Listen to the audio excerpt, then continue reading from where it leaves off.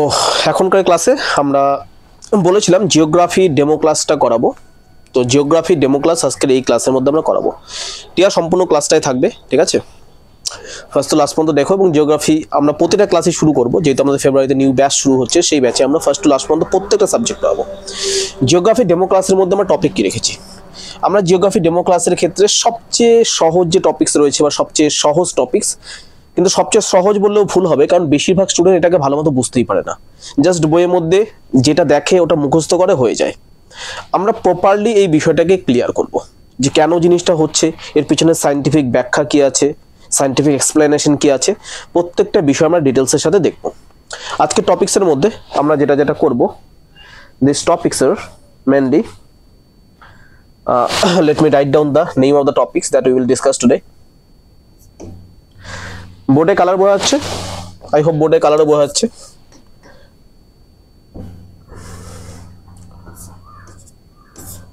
তো প্রথম টপিক যেটা আছে আমাদের, প্রথম টপিকসটা হচ্ছে অরিজিন অফ দ্য আর্থ।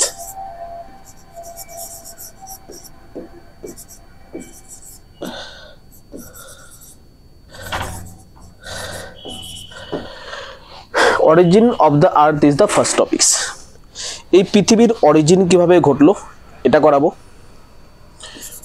এই অরিজিন যখন ঘটলো, অরিজিন বা পৃথিবীর যখন উৎপত্তি হলো, পৃথিবীর উৎপত্তি হওয়ার সময় পৃথিবীর ভিতরের যে ম্যাটেরিয়ালসগুলো রয়েছে বা উপাদানগুলো রয়েছে, তারা নিজের ডেনসিটি বা ঘনত্ব অনুযায়ী তারা ভিতরে ঢোকা শুরু করলো।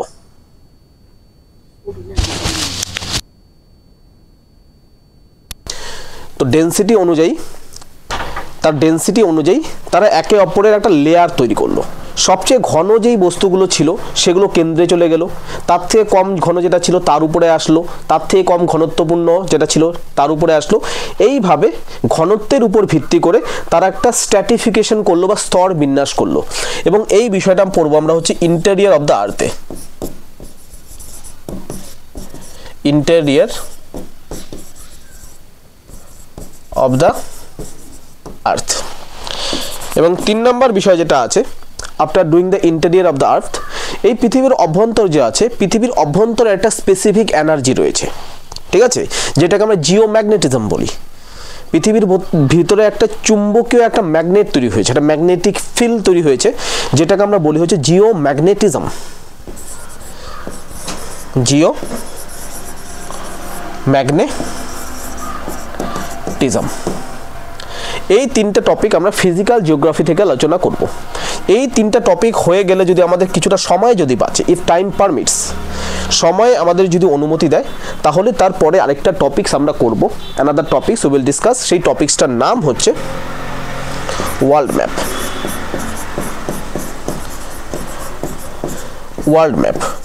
ওয়ার্ল্ড ম্যাপের মধ্যে নর্থ আমেরিকান যে কন্টিনেন্টটা আছে সেটা আমরা দেখার চেষ্টা করব যদি সময় বাঁচে, না হলে ওয়ার্ল্ড ম্যাপটা আমরা সেপারেটলি অন্য ভিডিওতে নেব। যদি আজকে সময় বাঁচে তাহলে আমরা ওয়ার্ল্ড ম্যাপে হাত দেব, এবং সময় না বাঁচলে পরবর্তীকালে দেখা যাবে, we will take it otherwise. Okay, hopefully ব্যাকগ্রাউন্ডটা ঠিক লাগছে না। আই থিঙ্ক ব্যাকগ্রাউন্ড এটা বেটার না আগেরটা বেটার? কাইন্ডলি টিয়া বলবে ব্যাকগ্রাউন্ড আগেরটা বেটার না এটা better? Which background is better? আগেরটা বেটার মনে হচ্ছে না এটা বেটার মনে হচ্ছে? ব্যাকগ্রাউন্ড এটা একটু বলবে। সো সবার প্রথম যে টপিকসটা আছে সেই টপিকসটার নাম হচ্ছে origin of the earth. First topic is origin of the earth. এই পৃথিবীর উৎপত্তি কি করে হলো? আজকে যখন আমরা পৃথিবীটা দেখছি, আমরা at present if you look at the earth today, আমরা যদি আজকেই পৃথিবীর দিকে নজর যদি দেই, পৃথিবীর দিকে আমরা নজর দেই, পৃথিবীর দিকে নজর দিলে আমরা লক্ষ্য করতে পারবো পৃথিবীর বর্তমান কন্ডিশনটা কেমন। If you look at the earth today,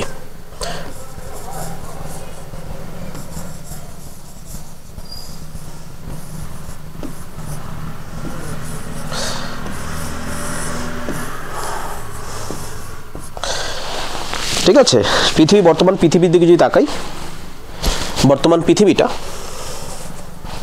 এটা প্রপারলি হয়নি, আরো প্রপারলি হবে, ঠিক আছে? তবে এটুকু যথেষ্ট এখন এই মুহূর্তে বোঝার জন্য, ঠিক আছে?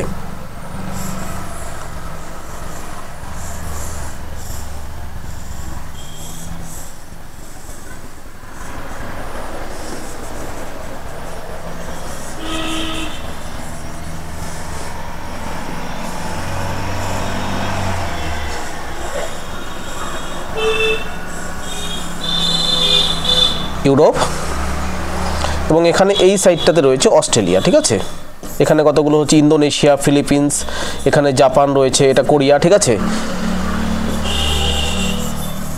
এবং এটা অস্ট্রেলিয়া, এদিকে নিউজিল্যান্ড। তো এটা হচ্ছে বর্তমানে অ্যাট প্রেজেন্ট টোটাল পৃথিবীর ম্যাপ হচ্ছে এটা। আমরা সকলেই জানি this is the map of the world. পৃথিবীর ম্যাপ হচ্ছে এটা, এটা হচ্ছে 0 ডিগ্রি। ওকে, একটু গন্ডগোল হয়েছে ল্যাটিটিউডের ক্ষেত্রে, তো সেটা ফ্যাক্টর না। আমরা মোর ওভার দিয়ে যেটা বলছি, আজকে পৃথিবীটা আমরা এখানে দেখছি। এখানে আমাদের কি রয়েছে, এখানে রয়েছে এটা একটা continent, north American continent, south American continent, African continent, Europe, Asia, Australia, এবং উপরে আন্টার্কটিক আর আর্কটিক রয়েছে। ঠিক আছে, দক্ষিণে সুমেরু কুমেরু রয়েছে। ঠিক আছে, আন্টার্কটিক এবং আর্কটিক। তো এইভাবে টোটাল 7টা মহাদেশ আমাদের রয়েছে, এবং এই মহাদেশগুলোর মাঝখানে আমাদের হচ্ছে কি রয়েছে, আমাদের মহাসাগর রয়েছে। যেমন এটা হচ্ছে আটলান্টিক, এটা যদি বলি প্যাসিফিক, এটাও প্যাসিফিক, এটাও প্যাসিফিক। প্যাসিফিক এখান থেকে শুরু হচ্ছে সম্পূর্ণটা। ঠিক আছে, যেহেতু পৃথিবী গোল। এবং এটা হচ্ছে ইন্ডিয়ান ওশিয়ান। তো এইভাবে গোটা পৃথিবীর ডিস্ট্রিবিউশনটা আমরা দেখছি। গোটা পৃথিবীতে টোটাল আমাদের 7টা মহাদেশ রয়েছে এবং 5টা মহাসাগর রয়েছে।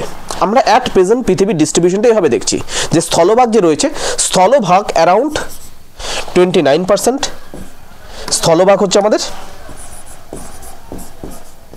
29% স্থলভাগ, এবং জলভাগ কি, জলভাগ হচ্ছে 71%। আমরা সকলেই জানি পৃথিবীর যে 71% আছে সেটা হচ্ছে জলভাগ, এবং শুধুমাত্র 29% যেটা আছে সেটা হচ্ছে স্থলভাগ। তো এইভাবে পুরো পৃথিবীটার ডিস্ট্রিবিউশনটা আমাদের হয়েছে। বাট এই পৃথিবীটা যদি আজ থেকে 4.5 বিলিয়ন ইয়ার্স আগের কথা ভাবি, আজ থেকে যদি 4 বিলিয়ন ইয়ার্স আগের কথা ভাবি, 4.5 বিলিয়ন্স মানে 4500 কোটি বছর। 1 বিলিয়ন মানে 1000 কোটি। ঠিক আছে, 1 বিলিয়ন মানে 1000 কোটি। তো হচ্ছে আজ থেকে যদি 4.5 বিলিয়ন ইয়ার্স আগের কথা ভাবি, মানে আজ থেকে যদি 4500 কোটি বছর আগের কথা ভাবি, এই পৃথিবীর কোনো অস্তিত্ব ছিল না। পৃথিবী বলতেই তখন কিছু ছিল না।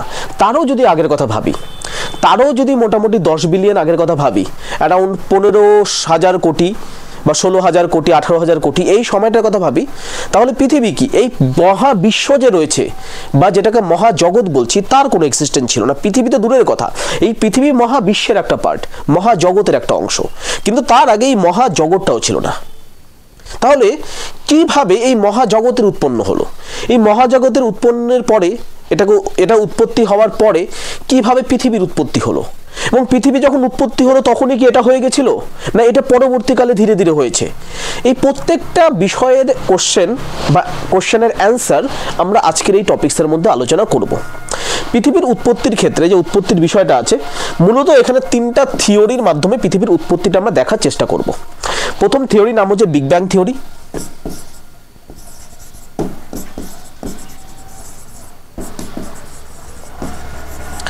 Big bang theory. 2 number theory যেটা আছে সেটার নাম হচ্ছে প্রোটোপ্ল্যানেট থিওরি। এবং 3 নম্বর থিওরি যেটা আছে তার নাম হচ্ছে কান্টস গ্যাসিয়াস হাইপোথেসিস। কান্টস বা ইমানুয়েল কান্টের gaseous hypothesis. Kant's gaseous hypothesis বলে এটাকে। ঠিক আছে, এটা দেখো, এটা কান্ট যেটা হুবহু দিয়েছিল সেই ভার্সন তো একটা আছেই, এর পাশাপাশি কান্টের যে গ্যাসিয়াস হাইপোথেসিস বা গ্যাসিয়াস থিওরিটা দেওয়া হয়েছে, এটা পরবর্তীকালে নাসা এটার মধ্যে কিছুটা আপডেট নিয়ে এসেছে। তো নাসা যে আপডেট করেছে, নাসার যে আপডেটেড ভার্সনটা যেটা অ্যাট প্রেজেন্ট আমরা পেয়েছি, সেই ভার্সনটা আমরা আলোচনা করব। এই 3টা থিওরি সম্বন্ধে আলোচনা করলে আমরা পৃথিবীর উৎপত্তিটা আমরা জেনে যাব, যে পৃথিবীর উৎপত্তি কী কী হলো, পৃথিবীতে এই মহাসমুদ্রগুলোর উৎপত্তি কী করে হলো, ঠিক আছে, পৃথিবীতে এই যে আমাদের যে কন্টিনেন্ট বা মহাদেশগুলো আছে, এই মহাদেশগুলোর উৎপত্তি কী করে হলো, এই বিষয়টা আমরা জানতে পারবো। ঠিক আছে, এই বিষয়টা আমরা জানতে পারবো। এবং একইভাবে পৃথিবীর অ্যাটমসফিয়ার কী করে তৈরি হলো, এই বিষয়টা আমরা জানতে পারবো। তো পৃথিবীতে 3টা পার্ট আছে। একটা পার্টকে আমরা কি বলি, একটা পার্টকে বলি অ্যাটমসফিয়ার, বায়ুমণ্ডল। একটা হচ্ছে হাইড্রোস্ফিয়ার বলি বা বাড়িমণ্ডল বলি। এই যে ওশিয়ানগুলো যে আছে, this are part of the বাড়িমণ্ডল, মানে হাইড্রোস্ফিয়ার। ঠিক আছে, আরেকটাকে বলি হচ্ছে আমরা লিথোস্ফিয়ার বা ভূমণ্ডল। এবং আরেকটার নাম কি বললাম, বায়ুমণ্ডল। ঠিক আছে, এই তিনটা মণ্ডল যে আছে, এই তিনটা মণ্ডল কি করে গঠিত হলো এটা আমরা এটার মধ্য থেকেই জানতে পারবো। বাট এটা শুরু করার আগে, বিফোর স্টার্টিং দিস, আমাদের ছোট ছোট কিছু সায়েন্টিফিক কনসেপ্ট আমাদের জানা উচিত। সবার প্রথম সায়েন্টিফিক কনসেপ্ট যেটা আমাদের জানা উচিত সেটা হচ্ছে state of the matter. States of the matter. একটা বস্তু যে আছে, একটা যে বস্তু আছে, এই বস্তুর অবস্থা, এই বস্তুর কি কি অবস্থা রয়েছে সেটাকেই বলা হয় স্টেট অফ ম্যাটার্স। মূলত একটা বস্তুর পাঁচটা অবস্থা রয়েছে, পাঁচটা অবস্থা রয়েছে, তার মধ্যে চারটা অবস্থা আমরা দেখবো এবং একটা অবস্থা কোনো কাজের না। এই পাঁচটা অবস্থা কি রয়েছে? 5 স্টেটস। একটা বস্তুর পাঁচটা অবস্থা রয়েছে। কি কি অবস্থা রয়েছে? একটা বস্তুর কি কি অবস্থা রয়েছে? সবার প্রথম যে অবস্থাটা রয়েছে সেটা হচ্ছে সলিড। এগুলো খাতায় লিখতে পারো, এগুলো তোমার হচ্ছে স্পেসিফিক্যালি নোটের মধ্যে থাকবে না, কেন এগুলো হচ্ছে নোটের পার্ট না। নোটের পার্ট যেগুলো আছে সেগুলো নোটে আমরা লিখে দেবো, ঠিক আছে? এগুলো বোঝার জিনিস, এই কারণে যে নোটে থাকবে না, ঠিক আছে? শুধু বোঝা লিখলো, খাতার মধ্যে টুকে রাখবে। সলিড অথবা কঠিন অবস্থা। 2 নম্বর সলিডের পরে কি আসে? বি নাম্বার সলিডের পরে আসে আমাদের হচ্ছে তরল অবস্থা, তরল বা লিকুইড। ওকে। সি নাম্বার কি আসে তরলের পরে? তরলের পরে আসে গ্যাসীয় অবস্থা। গ্যাসীয় অবস্থা, যেটাকে আমরা কি বলি? গ্যাসিয়াস। এবং তারপরে যেটা আসে আমাদের, তার প্লাজমা স্টেট, প্লাজমা। এবং সবার শেষে যেটা আছে সেটাকে বলা হয় Bose Einstein condensate. Bose Einstein condensate. Bose Einstein condensate.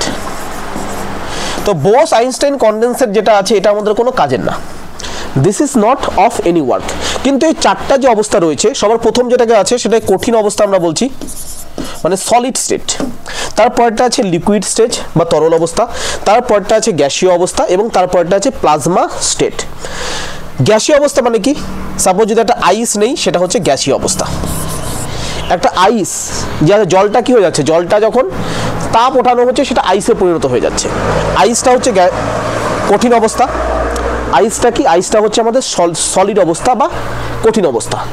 আইসটাকে যখন আমরা তাপ দেব, আইসটার যখন টেম্পারেচার বাড়িয়ে দেবো, যখন রোদ্রের মধ্যে নিয়ে যাব বা গরমের মধ্যে যখন আইসটাকে নিয়ে যাব বা এই বরফের গোলাটাকে নিয়ে যাব, এই বরফটা কি হয়ে যাবে? এই বরফটা হচ্ছে জলে পরিণত হবে। এই বরফটা জলে পরিণত হয়ে যাবে। এই জলটা কি? এই জলটা হচ্ছে তরল অবস্থা। এই জলটা হচ্ছে তরল অবস্থা।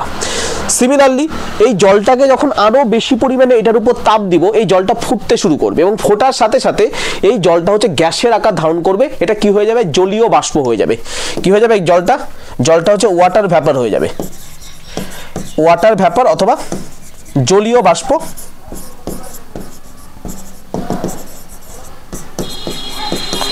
জলীয় বাষ্প হয়ে যাবে। এবং তারপরে এই জলটাকে, জলীয় বাষ্প যে হয়ে গেল, এই জলটা যে জলীয় বাষ্প হয়ে গেল, এটাকে আমরা কি করতে পারি? সুপার হিট করতে পারি। দুটো কন্ডিশন আছে। সুপার হিট করতে পারি, মানে সুপার হিট মানে যেই অবস্থায় জল গ্যাসে পরিণত হচ্ছে, যেই পরিমাণ হিটে, তার থেকেও অনেক বেশি হিট যখন আমরা দেবো, সেটাকে সুপার হিট বলি। অথবা সুপার কুল করতে পারি, সুপার কুল করতে পারি। তো একটা গ্যাসীয় উপাদানকে বা গ্যাসীয় অবস্থাকে বা একটা গ্যাসীয় উপাদানকে যখন সুপার হিট করি, অত্যাধিক পরিমাণে যখন সেটাকে তাপ দিই অথবা অত্যাধিক পরিমাণে সেটাকে ঠান্ডা করি, তাহলে যেই স্টেটটা আসে তার নাম হচ্ছে কি? তার নাম হচ্ছে প্লাজমা স্টেট। Plasma state. এটাকে প্লাস্টিক স্টেটও বলা হয়। এটাকে প্লাস্টিক স্টেটও বলা হয়। এই প্লাজমা স্টেটটা হচ্ছে কেমন অবস্থা? এই প্লাজমা স্টেটে যখন এই জলটা চলে আসবে, প্রথমে কি থাকলো? আইস থাকলো বা বরফ থাকলো। প্রথমে বরফ ছিল, বরফটা কি হয়ে গেল? তাপ দেওয়ার ফলে জল হয়ে গেল। জলে যখন তাপ দেওয়া হলো সেটা ওয়াটার ভ্যাপার হয়ে গেল। ওয়াটার ভ্যাপার বা জলীয় বাষ্প হয়ে গেল। এই জলীয় বাষ্পকে যখন অত্যাধিক পরিমাণে তাপ দেওয়া হলো, তখন সেটা কি হয়ে গেল? প্লাজমা স্টেট হয়ে গেল। প্লাজমা স্টেট যখন হবে, সেরকম আকৃতিটা কেমন হবে? জল এমন আমরা জানি তরল, জল তরল। যেমন হচ্ছে গ্যাস যদি বলি, গ্যাসটা গ্যাসিয়াস, আমরা যেটাকে ধরতে পারবো না, ছুঁতে পারবো না, বাট ভেদ করে যাবে। এরকম যদি দেই, আমরা ছুঁতে পারবো না জিনিসটা। সিমিলারলি সলিড যদি বলি, সলিডটা শক্ত হয়ে থাকে, ঠিক আছে? জলের ভিতর দিয়ে হাত ঢুকে আমরা হাত বের করে দিতে পারবো। সলিডের উপরে হাত ঢুকিয়ে হাত বের করতে পারবো না, হাতটা ওখানে থেমে যাবে। প্লাজমা স্টেট যখন আসবে সেই অবস্থা যা আছে সেই জলীয় বাষ্পটা কাদা কাদা অবস্থা হয়ে যাবে, ঠিক আছে। এটার অবস্থা কেমন থাকবে? ফ্লুইড লাইক, কাদা টাইপ, ঠিক আছে। অথবা আমরা যে কলগেট ব্যবহার করি, যে দাঁত মাজার যে পেস্ট ব্যবহার করি, পেস্টের যে পেস্টটা যেই অবস্থাতে আছে সেটাকে আমরা কি বলি? প্লাজমা স্টেট বলি। লাইক দ্য টুথপেস্ট, টুথপেস্টের মতো হয়ে যাবে। এই যে স্টেটটা আছে এই স্টেটটাকে আমরা বলি হচ্ছে প্লাজমা স্টেট, ঠিক আছে। এটাকে বলি হচ্ছে প্লাজমা স্টেট। তো যে কোনো ম্যাটার যে আছে, যে কোনো ম্যাটারের এই চারটা স্টেট রয়েছে, পাঁচটা স্টেট রয়েছে, তার মধ্যে চারটা ইম্পর্টেন্ট: সলিড, তরল, গ্যাসীয় এবং প্লাজমা স্টেট। অর্থাৎ যত বেশি হিট বাড়াতে থাকবো তো সেই উপাদানটা যে আছে সেই উপাদানটা তার হচ্ছে যে অবস্থা আছে অবস্থার পরিবর্তন করতে থাকবে। যদি সলিডে আমরা হিট দেই, সলিড উপাদান বা কঠিন পদার্থ আছে সেটাতে যদি হিট দেই, সেই সলিড উপাদানটা কি হয়ে যাবে? সেই সলিড উপাদানটা তরল হয়ে যাবে। তরলে যদি হিট দেই, তরলে যদি বেশি পরিমাণে তাপ দেই, সেটা কি হয়ে যাবে? গ্যাসীয় হয়ে যাবে। গ্যাসীয়কে যদি সুপার হিট অথবা সুপার কুল করি তাহলে কি হয়ে যাবে? প্লাজমা হয়ে যাবে। সিমিলারলি গ্যাসীয়টাকে যদি, গ্যাসীয় যে আছে এই গ্যাসীয় উপাদান যেটা আছে এটা থেকে যদি হিট, যদি তাপ যদি আমরা বের করে দিই, এটা যদি হিট লস করে তাহলে কি হয়ে যাবে? সেটা তরল হয়ে যাবে। তরলটা যদি তাপ লস করে তাহলে কি হয়ে যাবে? সেটা সলিড হয়ে যাবে। এই বিষয়টা সবার প্রথমত আমাদের জানতে হবে। This is the first thing, কারণ এই বিষয়গুলো আমাদের আসবে, কাজে আসবে, ঠিক আছে। This are very important. তো ফার্স্ট আমাদের যেটা গেল সেটা হচ্ছে স্টেট অফ দ্য ম্যাটার। একটা উপাদানের কি কি রূপ রয়েছে বা কি কি অবস্থা রয়েছে সেটা আমরা প্রথমত করলাম। The first is done. Second, okay, now the second.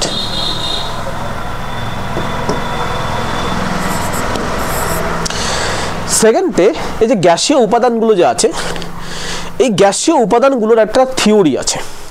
এই গ্যাসীয় উপাদানগুলো একটা থিওরি আছে, ঠিক আছে। কাইনেটিক থিওরি অফ গ্যাস এটার নাম। এটার নাম হচ্ছে কাইনেটিক থিওরি অফ গ্যাস।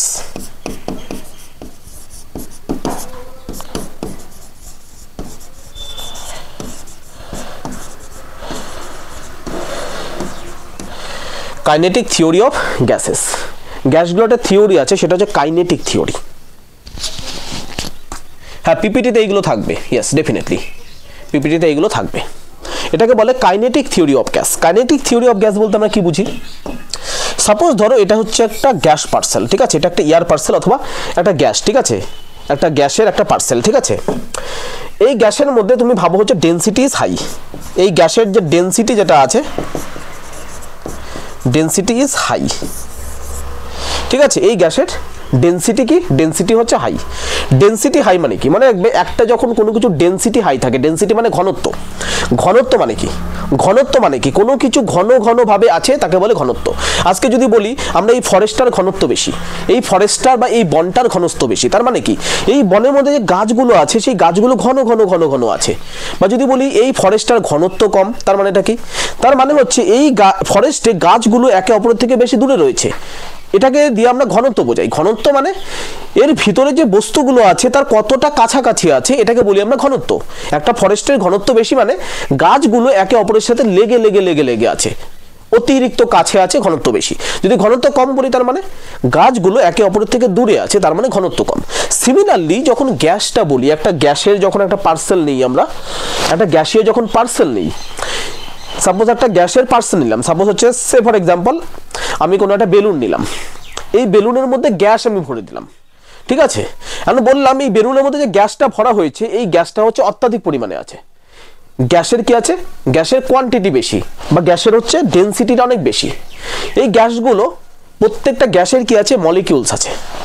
এই গ্যাসগুলো কি উপাদান দিয়ে তৈরি হয়? এই যে বেলুনের ভিতরে যে আমরা গ্যাসগুলো ঢুকালাম, এই বেলুনের ভিতরে কি আছে? সেই গ্যাসটার হচ্ছে উপাদান রয়েছে অনেক। তো গ্যাসের উপাদানগুলো কি বলি? এয়ার মলিকিউল বলি, গ্যাসিয়াস মলিকিউল। এই ছোট ছোট ছোট ছোট এরকম উপাদান থাকে, ঠিক আছে। বেশি ডেন্স মানে কি? এই গ্যাসের ভিতরে যে উপাদানগুলো আছে সেগুলো হচ্ছে বেলুনের সাথে লাগালাগি থাকবে, বেশি কাছে থাকবে, বেশি কাছে থাকবে, বেশি কাছে থাকবে, তাই তো। বেশি ডেন্স মানে বেশি কাছে। তো ধরে নাও বেশি ডেন্স মানে বেশি কাছে থাকবে। তো এটা একটা পাত্র, এটার মধ্যে আমাদের গ্যাস আছে এবং এই গ্যাসের কি ডেনসিটি হচ্ছে বেশি, এই গ্যাসের কি এই গ্যাসের ডেনসিটি হচ্ছে বেশি। ডেনসিটি বেশি মানে গ্যাসের যে ভিতরে মলিকিউলসগুলো আছে এই গ্যাসের মলিকিউলসগুলো একে অপরের কাছে আছে। এক একটা মলিকিউল যখন একের কাছে আছে, গ্যাস কিরকম, গ্যাস সবসময় কি হচ্ছে, ইট ইজ অলওয়েজ মুভিং। গ্যাসের মলিকিউল যেগুলো আছে সেগুলো মুভ করছে সবসময়, গ্যাস কিন্তু স্থির থাকে না, এটা সবসময় মুভ করে, এটা সবসময় মুভ করে। গ্যাস কোনো জায়গায় স্থির থাকে না, এটা মাথায় রাখবে, গ্যাস সবসময় মুভ করতে থাকে, ইট ইজ অলওয়েজ মুভিং, ঠিক আছে। তো এই গ্যাসের মলিকিউলসগুলো কি করবে, এরা মুভ করা শুরু করবে। এরা যখন মুভ করবে তখন কি করবে, এই গ্যাসের মলিকিউলসগুলো যা আছে একে অপরের সাথে ঘর্ষণ করা শুরু করবে, একে অপরের সাথে ঘর্ষণ করা শুরু করবে। একে অপরের সাথে যখন ঘর্ষণ করা শুরু করবে তখন কি হয়, তুমি এক্সাম্পল হিসেবে এই তোমার দুটো হাত আছে, এই দুটো হাতকে একে অপরের সাথে লাগাও, লাগিয়ে এরকম ঘর্ষণ করা শুরু করো। এই ঘর্ষণ করলে কি ফিল হচ্ছে তোমরা দেখো, তুমি দুটো হাত একসাথে যুক্ত করো, যুক্ত করে ঘর্ষণ করা শুরু করো নিজের হাত দুটোকে। এখন ফিল করো কি উৎপন্ন হচ্ছে, তুমি দেখবে এই হাতের যে তালু আছে এই হাতের তালুতে হিট উৎপন্ন হচ্ছে বা তাপ উৎপন্ন হচ্ছে। তো একইভাবে এই যে এয়ার পার্সেলটা আছে বা গ্যাসিয়াস পার্সেল যেটা রয়েছে, এটার মধ্যে গ্যাসিয়াস মলিকিউলগুলো যখন একে অপরের সাথে ঘর্ষণ করা শুরু করলো, গ্যাসিয়াস মলিকিউলসগুলো যখন একে অপরকে ঘষা দেওয়া শুরু করলো বা ঘর্ষণ করা শুরু করলো, তখন কি হলো, হিট উৎপন্ন হলো। তো কি হলো,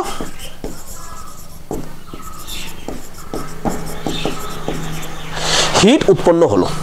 হিট উৎপন্ন মানে কি, কোনো হিট তাপ উৎপন্ন হওয়া মানে কি, যখন যেখানে বেশি তাপ উৎপন্ন হয়, তাপ উৎপন্ন হওয়ার সাথে সাথে তাপমাত্রা কি হয়, বেড়ে যায়। তো তাপ উৎপন্ন হওয়ার সাথে সাথে যে টেম্পারেচার আছে সেই অঞ্চলের টেম্পারেচারটা বেড়ে গেল, টেম্পারেচার বা তাপমাত্রা। তো এটার ভিতরে কি আছে, এটার ভিতরে হচ্ছে অনেক গ্যাসিয়াস মলিকিউল রয়েছে যারা একে অপরের সাথে যুক্ত হয়ে আছে। এখন যখন যুক্ত হয়ে আছে এদের মধ্যে হচ্ছে কলিশন হলো বা ঘর্ষণ হলো, ঠিক আছে।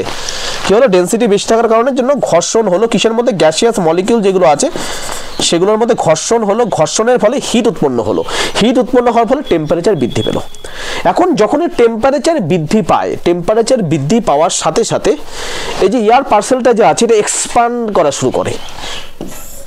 এই যে এয়ার পার্সেলটা যেখান হাইট এখন যেটা হচ্ছে মানে সাইজ যদি দেখো, সাইজটা এটা কি হবে, সাইজটা একটা না বৃদ্ধি পেয়ে যাবে, সাইজটা বড় হয়ে গেল। সাইজটা বড় হয়ে যাওয়া মানে কি, সাইজটা বড় হয়ে যাওয়া মানে যে এই গ্যাসিয়াস পার্টিকেলগুলো যেগুলো এখন একে অপরের সাথে যুক্ত হয়েছিল, অতিরিক্ত ক্লোজ ছিল, তারা একে অপরের থেকে ডিস্টেন্স হওয়া শুরু হলো, তারা একে অপরের থেকে দূরে যেতে শুরু করলো, ঠিক আছে। গ্যাসিয়াস মলিকিউলগুলো একে অপরের সাথে দূরে যাওয়া শুরু করলো।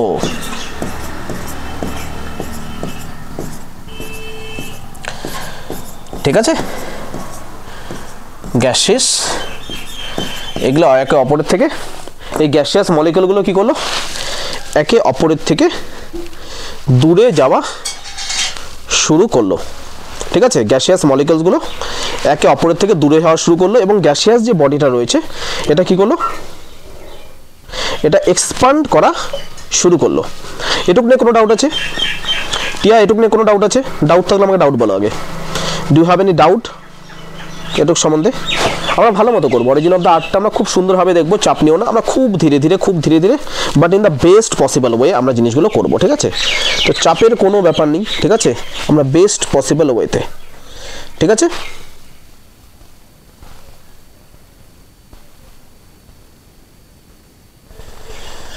ঠিক আছে, ঠিক আছে।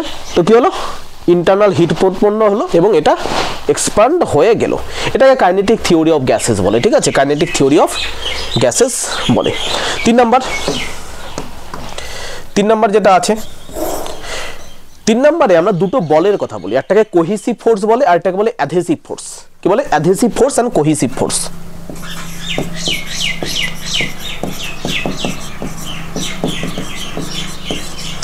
অ্যাডহেসিভ ফোর্স ও কোহেসিভ ফোর্স,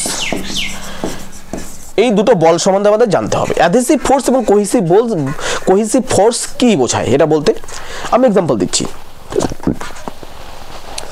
তুমি একটা মগে জল নাও, জল নিয়ে তুমি হাতের তালুটা এরকম করে রাখো, হাতের তালুটা রেখে সেই মগ থেকে 1 চিমটি জল নাও, অল্প জল নাও, 1 ফোঁটা জল নিয়ে সেই হাতের তালুতে দাও, তার আশেপাশেও একইভাবে আরও জল দিতে থাকো, ঠিক আছে।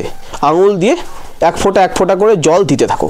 তুমি দেখবে কিছুক্ষণ পরে এই জলের যে বিন্দুগুলো আছে তারা একে অপরের সাথে যুক্ত হয়ে একটা গোলাকার একটা জল তৈরি করছে, একটা বিগার ওয়াটার বডি তৈরি করছে।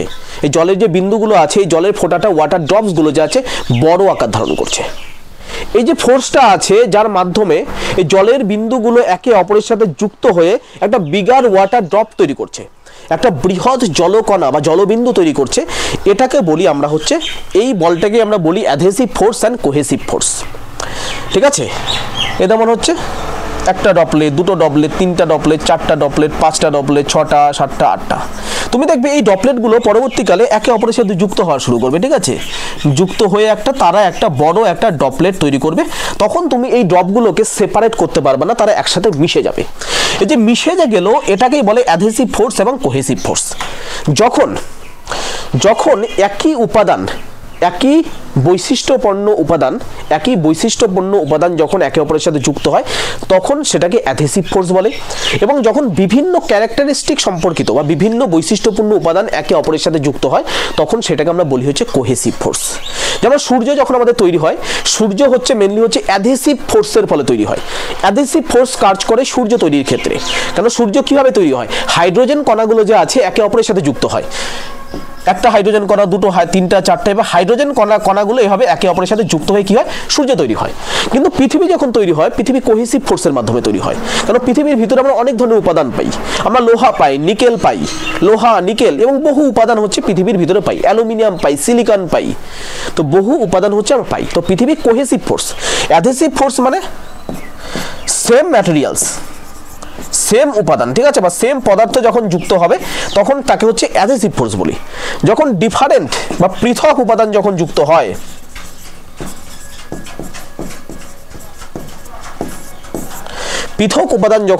হয়, তখন সেটাকে আমরা কি বলি? তখন সেটাকে আমরা কোহেসিভ ফোর্স বলে থাকি। ঠিক আছে, 3 নম্বর গেল। নাও কাম টু দ্য 4 পয়েন্ট। 4 নম্বর যেটা রয়েছে সেই 4 নম্বর ফোর্সটাকে আমরা বলি হচ্ছে সেন্ট্রিপেটাল ফোর্স। তোমরা হয়তো আগেও পড়েছো, জিওগ্রাফি যদি আগে মধ্যে পড়ে থাকো তোমরা দুটো ফোর্সের কথা পাবে।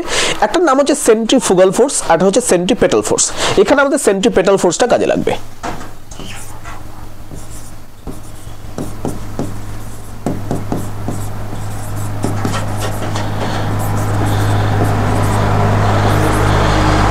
সেন্ট্রিপেটাল ফোর্স, ওকে, সেন্ট্রিপেটাল ফোর্স।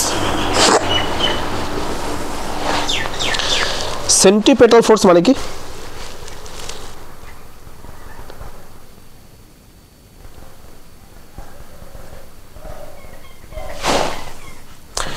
ঠিক আছে, সেন্ট্রিপেটাল ফোর্স মানে এখানে একটা এক্সাম্পল আমি দিচ্ছি। এগুলো বাড়িতে সবগুলো জিনিস তোমরা পরীক্ষা করবে। জিওগ্রাফি ইজ অল অ্যাবাউট পরীক্ষা। তুমি টেস্ট করো বাড়িতে, টেস্ট করলে তুমি জিনিসটা চোখে ফিল করতে পারবে।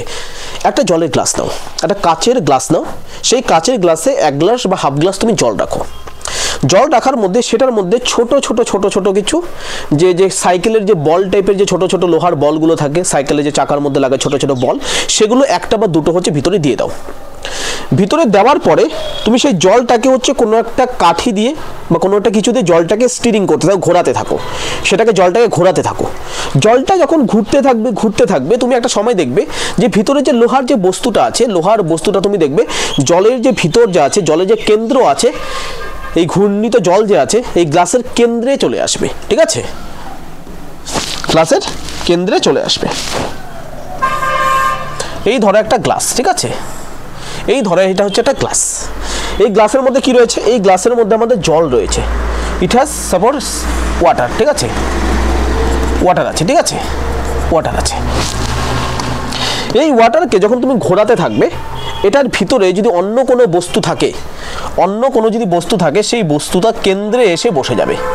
এই বলটা কি হবে? এই ওয়াটারের গ্লাসের কেন্দ্রে চলে আসবে। এই কেন্দ্রে চলে আসে, কেন্দ্রে ঘুরতে থাকবে।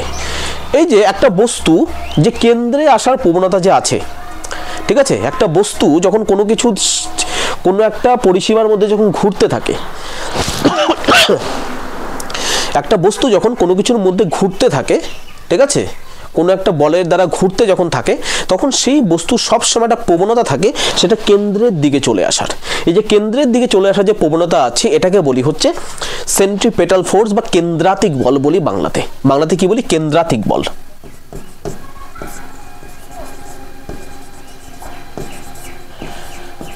কেন্দ্রাতিক বল। তো একটা বস্তুর, একটা ঘূর্ণমান বস্তুর কেন্দ্রে চলে আসার যে প্রবণতা রয়েছে সেটাকে আমরা বলি হচ্ছে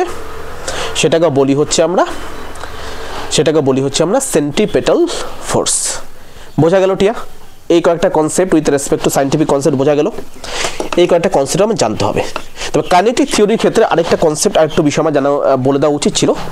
একটা জিনিস মনে রাখবে যে আমি চারটা যে স্টেট করালাম, এই চারটা যে স্টেট করালাম, যত আমি গরম করব এটা এক্সপান্ড হতে থাকবে, এটার আকার বৃদ্ধি পেতে থাকবে, এবং যত ঠান্ডা করব এটা কন্ট্রাক্ট হতে থাকবে বা সংকুচিত হতে থাকবে।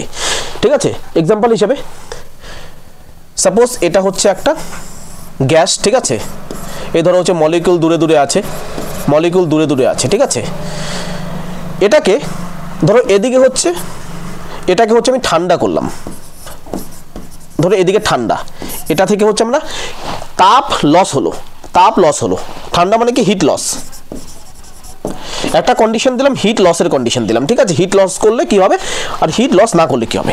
এবং আরেকটা কন্ডিশন দিলাম, সেখানে হচ্ছে আমরা এটাকে হচ্ছে তাপ দিলাম মানে হিট অ্যাডিশন, হিট যুক্ত করলাম। হিট যখন যুক্ত করব এটা কি হবে? আরো বেশি এক্সপান্ড হওয়া শুরু হবে এবং মলিকিউলসগুলো আরো একে অপরের থেকে দূরে যাওয়া শুরু করবে। কি হবে? একে অপরের থেকে মলিকিউলসগুলো দূরে যাওয়া শুরু করবে। এবং যখন হিটটাকে আমরা বের করতে শুরু করব, হিটটা যখন সেখান থেকে লস হওয়া শুরু হবে, এটা কি হয়ে যাবে? ছোট হয়ে যাবে এবং মলিকিউলসগুলো যে আছে একে অপরের আরো কাছে চলে আসবে। কি হবে? Molecules will come close to it, আরো কাছে হওয়া শুরু হবে। তো কোনো একটা বস্তুকে যখন আমরা হিটটাকে রিলিজ করি, হিটটা যখন লস করে কোনো একটা বস্তু, তখন সেটা সংকুচিত হওয়া শুরু হয়, সেটা ছোট হয়ে যায় বা সংকুচিত হয়ে যায়। কিন্তু কোনো একটা বস্তুর মধ্যে যদি আরো বেশি পরিমাণে তাপ দেওয়া হয় সেটা বড় হয়ে যায়। এই বিষয়টা বুঝতে হবে এটা, ঠিক আছে? এটা যখন বুঝবে, তোমরা কি সিজনাল রিভার পড়েছো? যে হচ্ছে যে সিজনাল রিভার সাউথ ইন্ডিয়াতে আমরা জানি, যেমন হচ্ছে উত্তর ভারতে আমরা দেখি হচ্ছে সারা বছর ধরে যেই হচ্ছে রিভারগুলো আছে সেগুলো বয়, যেমন গঙ্গা, ব্রহ্মপুত্র, সিন্ধু নদী। এরা হচ্ছে সব হচ্ছে হিমালয়ের যে বরফ আছে সেটার দ্বারা হচ্ছে পরিপুষ্ট হচ্ছে নদী। তো এরা সারা বছর জল থাকে, কেন? গ্লেসিয়ার থেকে তারা জল পাচ্ছে। কিন্তু অন্যদিকে সাউথ ইন্ডিয়াতে যে রিভারগুলো পাই, সাউথ ইন্ডিয়ার রিভারগুলো হচ্ছে সিজনাল রিভার। এখানে হচ্ছে সামার যে আছে, গ্রীষ্মকালে এদের মধ্যে জল থাকে না। গ্রীষ্মকালে এদের মধ্যে কেন জল থাকে না কেউ বলতে পারবে? তো গ্রীষ্মকালে কেন জল থাকে না, এটার জন্য এটা একটা বিশেষ ফ্যাক্টর আছে। আমরা যখন রিভার্স করাবো তখন এই বিষয়গুলো আলোচনা করবো ডিটেলসে, ঠিক আছে? এর জন্য কি হয় যে সিজনাল রিভারগুলো যে আছে এগুলো হচ্ছে মেল্টিং পয়েন্টের নিচে হচ্ছে পাহাড়গুলো থেকে হাইট হয়। জেনারেলি নদী সৃষ্টি হয় পাহাড় থেকে, তোমরা জানো হয়তো নদী সৃষ্টি হয় সবসময় পাহাড় বা পর্বত থেকে। এখন কতগুলো পর্বত আছে যেগুলো প্রচণ্ড উঁচু থাকে, আর কতগুলো পর্বত আছে যেগুলো ছোট থাকে। সাউথ ইন্ডিয়ার যে পর্বতগুলো আছে সেগুলোর হাইট কম, কিন্তু উত্তর ভারতের যে পর্বত আছে, হিমালয় পর্বত আছে, সেটার হাইট অনেক বেশি।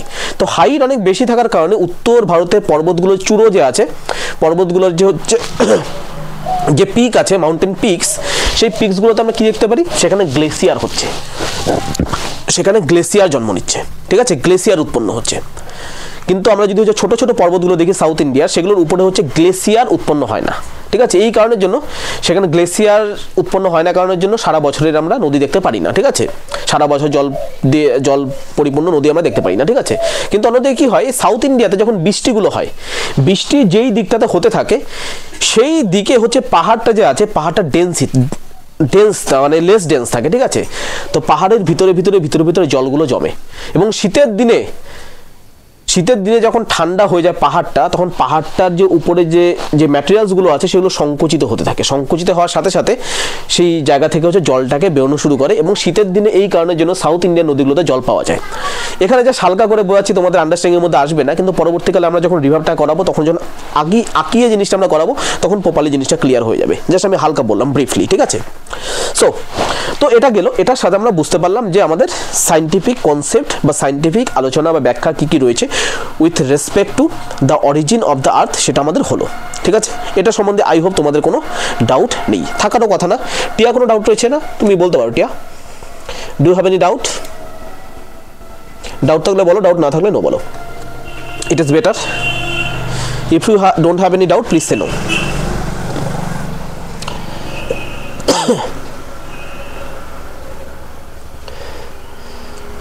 ডাউট নেই তো নো বলো। টিয়া কোনো ডাউট রয়েছে কাইন্ডলি?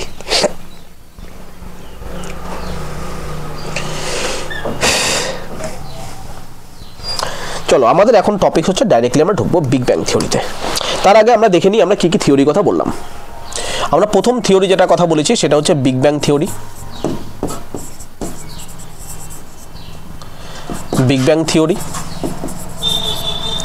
ঠিক আছে। 2 নম্বর থিওরি আমরা কি বলেছি?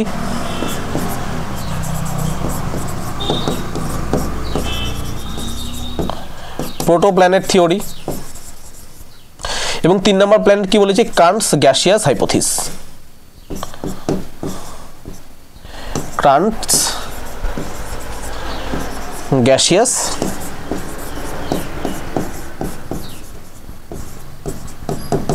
Hypothesis and this is revised by NASA. নাসার দ্বারা রিভাইজ করা যে কার্ন্টের থিসিস রয়েছে সেটা, ঠিক আছে। তো এই 3টা থিওরি আমাদের পড়তে হবে। এই 3টা থিওরি আন্ডারে আমরা কি কি পড়বো? প্রথম যে থিওরি আছে এটা বিগ ব্যাং থিওরি। এটার দ্বারা হচ্ছে আমরা কি সম্বন্ধে জানতে পারি? We come to know about the origin of the universe. We come to know about the origin of the universe.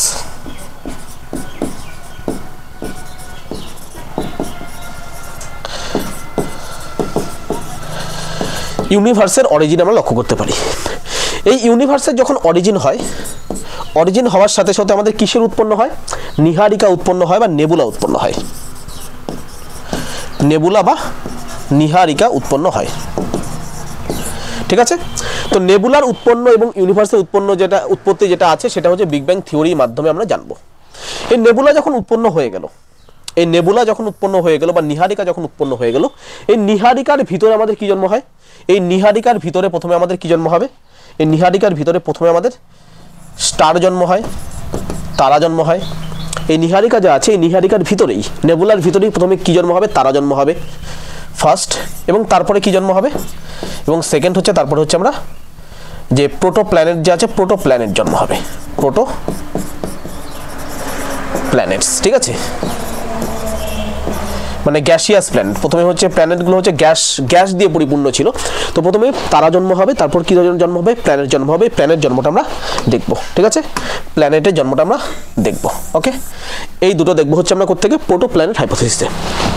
একবার যখন প্ল্যানেট আমাদের গ্যাসিয়াস প্ল্যানেট যখন জন্ম হয়ে গেল, প্রোটো প্ল্যানেট কি ছিল? এটা গ্যাসিয়াস ছিল, গ্যাসীয় ছিল। এই গ্যাসিয়াস প্ল্যানেটটা কি করে সলিড হলো এই বিষয়টা আমরা দেখব, ঠিক আছে। এই গ্যাসিয়াস প্ল্যানেটটা কি করে সলিড হলো, সলিড হওয়ার পরে এটার যে বিভিন্ন স্তরগুলো যা আছে, ইন্টেরিয়রটা কি করে তৈরি হলো সেটা আমরা দেখব, ঠিক আছে। ইন্টেরিয়র কি করে তৈরি হলো সেটা দেখব। আমরা দেখব লিথোস্ফিয়ার কি করে তৈরি হলো, অ্যাটমসফিয়ার কি করে তৈরি হলো। অ্যাটমসফিয়ারটা এখানে ডিটেলসে করবো না, জাস্ট হালকা করে বলবো। আমরা যখন ক্লাইমেটোলজি করবো তখন অ্যাটমসফিয়ারের ডিটেলসে করবো এবং বায়ুমণ্ডলটা এখানে হালকা করে দেখে নেব, ঠিক আছে। আর এটা যে হাইড্রোস্ফিয়ার কি করে তৈরি হলো, ঠিক আছে। হাইড্রোস্ফিয়ারটা কি করে তৈরি হলো, এই টোটাল প্রসেসটা দেখব in the origin of the আর্থ, ঠিক আছে। তো সবার প্রথমে যে থিওরি আসবো সেই থিওরিটার নাম হচ্ছে big bang theory. So big bang theory বলতে আমরা বুঝিটা কি? আজকে যে আমরা মহাবিশ্ব দেখছি, এই মহাবিশ্বের মধ্যে কি আছে? গ্রহ আছে, নক্ষত্র আছে, উল্কাপিণ্ড রয়েছে, আর কি কি রয়েছে? গ্যালাক্সি রয়েছে, ছায়াপথ রয়েছে, নিহারিকা রয়েছে এবং অনেক সিলেস্টিয়াল বডি রয়েছে। আকাশে যেই বিষয়গুলো, আকাশে যে বিভিন্ন যে আমরা হচ্ছে বডিগুলো দেখতে পাচ্ছি, বিভিন্ন উপাদানগুলো যে দেখতে পাচ্ছি, তারা হোক বা হচ্ছে নক্ষত্র হোক, গ্রহ হোক, এই প্রত্যেকটা কি বলে? সিলেস্টিয়াল বডি বলে ইংলিশে, ঠিক আছে। মহাজাগতিক বডি, ঠিক আছে, মহাজাগতিক বস্তু আমরা বলি, ঠিক আছে। তো এদেরকে লক্ষ্য করতে পারি। এগুলো কি সারা জীবন ছিল? এগুলো কি প্রথম থেকেই ছিল? বা এগুলো কবে জন্ম হয়েছিল? এগুলো জন্ম কিভাবে হলো? এই বিষয়গুলো নিয়ে যখন বিজ্ঞানীরা রিসার্চ করছিল তখন বিজ্ঞানীরা একটা থিওরি নিয়ে আসে, এর নাম হচ্ছে বিগ ব্যাং থিওরি। এই বিগ ব্যাং থিওরির মাধ্যমে বিজ্ঞানীরা দেখানোর চেষ্টা করে যে এই বিশ্বটার কি করে জন্ম হলো। ঠিক আছে, এই বিশ্বটার কি করে জন্ম হলো, এবং তারা একটা জিনিস প্রমাণ করে যে এই বিশ্বটা যা আছে, মহাবিশ্ব যে আছে, এটা কন্টিনিউয়াসলি প্রসারিত হচ্ছে, এটা কন্টিনিউয়াসলি প্রসারিত হচ্ছে। এই দুটো তারা যদি আজকে এতখানি যদি ডিস্টেন্স থাকে, দুটো তারার মধ্যে যদি এতখানি ডিস্টেন্স থাকে, এই দুটো তারার মধ্যে ডিস্টেন্সটা যে আছে এটা ক্রমবর্ধমান বেড়ে চলেছে। তারার কি সাইজ বাড়ছে? তারার সাইজ বাড়ছে কি বাড়ছে না এটা আলাদা ম্যাটার, বাড়তেও পারে নাও বাড়তে পারে, কিন্তু এই দুটো যে হচ্ছে তারা যে আছে এদের মধ্যে যে ডিস্টেন্স রয়েছে বা দুটো গ্যালাক্সির মধ্যে যে ডিস্টেন্স রয়েছে, ডিস্টেন্সটা কন্টিনিউয়াসলি বেড়ে যাচ্ছে। এই বিগ ব্যাং থিওরির মাধ্যমে এই বিষয়টাকে বোঝানো হয়েছে। ঠিক আছে, এই বিষয়টাকে বোঝানো হয়েছে যে এই মহাবিশ্ব যে আছে, এই মহাবিশ্বটা কন্টিনিউয়াসলি প্রসারিত হচ্ছে, এটার যে আকার আছে, আয়তন আছে, সেটা কন্টিনিউয়াসলি বৃদ্ধি পাচ্ছে, এবং এই বিষয়টা বিগ ব্যাং থিওরিতে দেখানো হয়েছে। এই বিগ ব্যাং থিওরিতে কি বলা হয়েছে?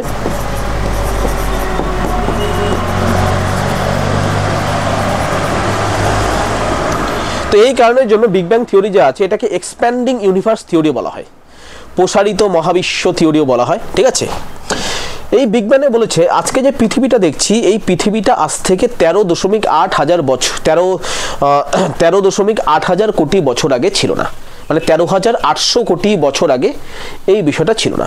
বলছে আজ থেকে 18 বিলিয়ন বছর আগে, মানে 18,000 কোটি বছর আগে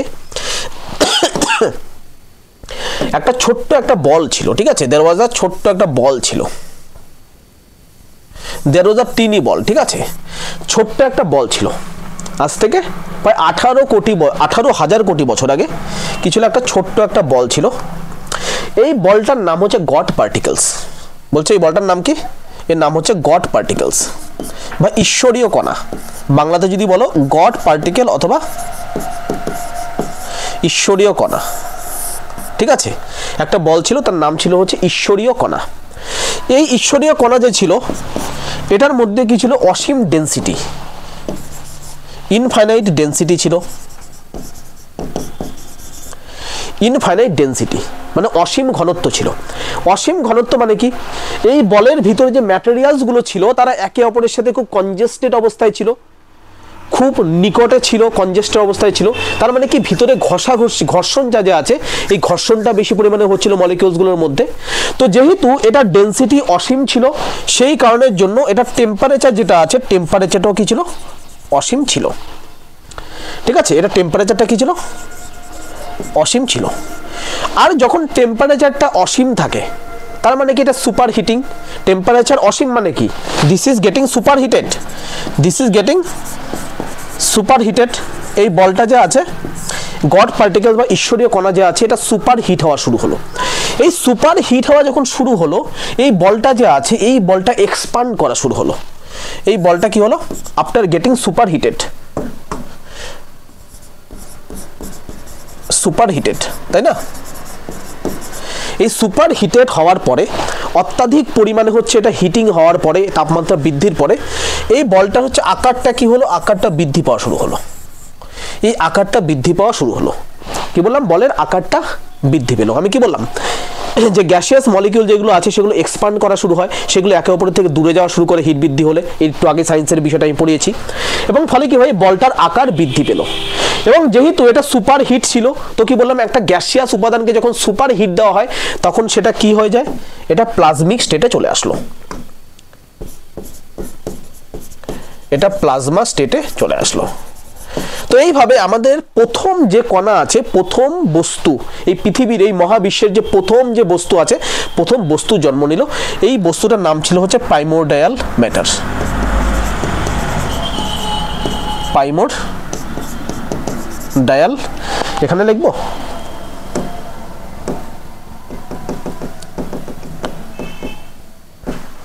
প্রাইমোরডিয়াল ম্যাটার। ঠিক আছে, এটার নাম হচ্ছে,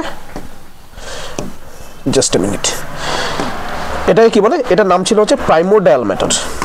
এটার নাম ছিল হচ্ছে প্রাইমোরডিয়াল ম্যাটার।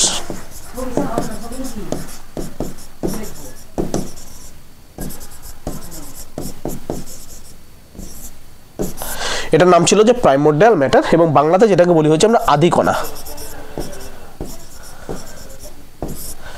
কি হলো?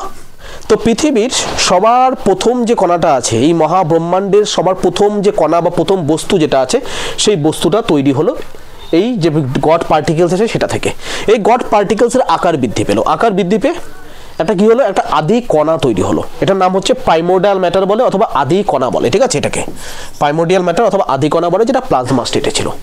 প্লাজমা স্টেটে থাকলে পরেও এটার হিট যেটা আছে এটা কি বিরাট বড় হয়ে গেছে? বিরাট বড় হয়নি। তার মানে এখনো এটার মধ্যে কি আছে, এখনো এটার মধ্যে হচ্ছে ঘর্ষণ কাজটা চলছে, এখনো এটার ডেনসিটি অনেক বেশি, এটার মধ্যে যে মলিকিউলগুলো আছে এখনো একে অপরের কাছে আছে এবং ঘর্ষণ কাজ চলছে। তো এখনো এটার যে ডেনসিটি ছিল, ডেনসিটি এখনো ছিল অসীম। এটার ডেনসিটি ছিল এখনো অসীম, ডেনসিটি ছিল অসীম, ঘনত্ব ছিল, স্টিল ইট ইজ ডেনসিটি ওয়াজ অসীম। একইভাবে ডেনসিটি যখন অসীম ছিল তার মানে ভিতরে ইন্টারনাল হিট জেনারেশন হচ্ছিল, ভিতরে তাপ উৎপন্ন হচ্ছিল। ডেনসিটি মানে অতিরিক্ত পরিমাণে ঘর্ষণ হচ্ছে মলিকিউলসগুলোর মধ্যে, ইন্টারনাল হিট অভ্যন্তরীণ তাপ অতিরিক্ত পরিমাণে জেনারেশন হচ্ছে। তার মানে এটা যে টেম্পারেচার যেটা ছিল, টেম্পারেচার এখনো অসীম ছিল। আজ থেকে 13.8 বিলিয়ন ইয়ার্স এগো, মানে 13,800 কোটি বছর আগে, ঠিক আছে, 13.8 billion years ago, 13.8 billion years ago একটা সময় আসলো, একটা সময় আসলো যখন এটার ভিতরে এতটা বেশি পরিমাণে হিট জেনারেট হয়ে গেল, এতটা বেশি পরিমাণে তাপমাত্রা বৃদ্ধি পেল, এই ম্যাটেরিয়ালসটা আর সেই তাপমাত্রাটাকে কন্ট্রোল করতে পারলো না। কন্ট্রোল করতে না পারার ফলে কি হলো, এটা যে আছে এটার মধ্যে একটা বিস্ফোরণ ঘটে গেল বা এক্সপ্লোশন ঘটে গেল, এক্সপ্লোশন বা বিস্ফোরণ ঘটে গেল, ঠিক আছে। এটার ভিতরে একটা বিস্ফোরণ ঘটলো। এই বিস্ফোরণ ঘটার ফলে কি হলো, এই যে প্রাইমোর্ডিয়াল ম্যাটারটা ছিল, এই আদি কণাটা ছিল, আদি কণাটা খণ্ড খণ্ড ভাবে বিভক্ত হয়ে গেল। এইভাবে কি হলো, এইভাবে আদি কণাটা খণ্ড খণ্ড ভাবে বিভক্ত হয়ে মহাজগৎ যেটা আছে, মহাজগৎ বা ইউনিভার্সের উৎপন্ন হলো, ঠিক আছে। খণ্ড খণ্ড ভাবে অনেকগুলো খণ্ডের টুকরো টুকরো ভাবে বিভক্ত হয়ে গেল, ঠিক আছে। এইভাবে হচ্ছে কি হলো, এইভাবে হচ্ছে মহাজগতের জন্ম নিল, এইভাবে মহাজগতের জন্ম হলো, ঠিক আছে। এইভাবে মহাজগতের জন্ম হলো। এই মহাজগতের মধ্যে কি আছে, এগুলো কতগুলো নীহারিকা রয়েছে। এই যে টুকরোগুলো যে দেখছো, এই টুকরোগুলো হচ্ছে এক একটা নীহারিকা। তার মানে কি, এটা কি ছিল, এটা কি অবস্থায় ছিল, এটা প্লাজমিক স্টেটে ছিল। এই প্লাজমা স্টেটটা যখন বিস্ফোরিত হয়ে গেল, এই ছোট ছোট ছোট ছোট ছোট ছোট কতগুলো টুকরোতে বিভক্ত হয়ে গেল।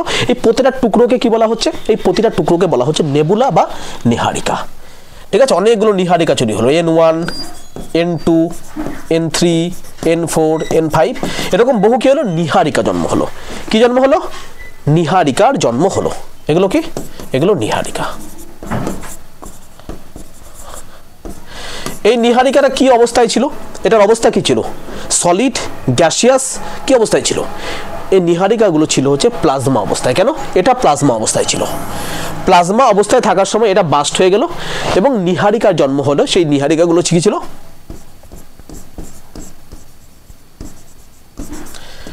প্লাজমা ছিল, ঠিক আছে। নীহারিকা প্লাজমা আকারে ছিল। এই নীহারিকাটা কন্টিনিউয়াসলি রোটেট করছিল, আমি নীহারিকার একটা ডেফিনেশন লিখে দিচ্ছি এখানে, ঠিক আছে। নীহারিকা বলতে আমরা কি বুঝি?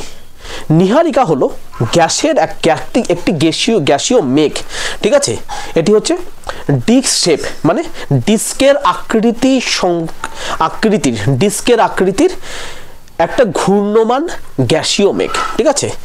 নীহারিকা হলো, আমি লিখে দিচ্ছি এখানে, ঠিক আছে।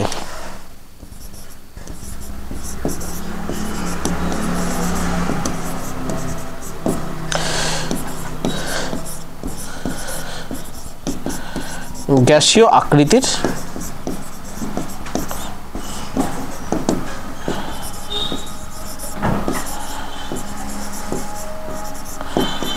একটি ঘূর্ণমান গ্যাসীয় আকৃতির, গ্যাসীয় আকৃতির না, ডিস্ক আকৃতির, চাকতি আকৃতির, চাকতি আকৃতির হবে, ঠিক আছে। ডিস্ক মানে হচ্ছে আমরা যে সিডির ডিস্কগুলো যে আছে না, সিডির ডিস্কগুলো ওরকম, যেটা হচ্ছে ফ্ল্যাট থাকে কিন্তু বেশি হচ্ছে ঘন থাকে না, ঠিক আছে, মানে চাকতি আকৃতির, ঠিক আছে। চাকতি আকৃতির একটি ঘূর্ণমান গ্যাসীয় মেঘ।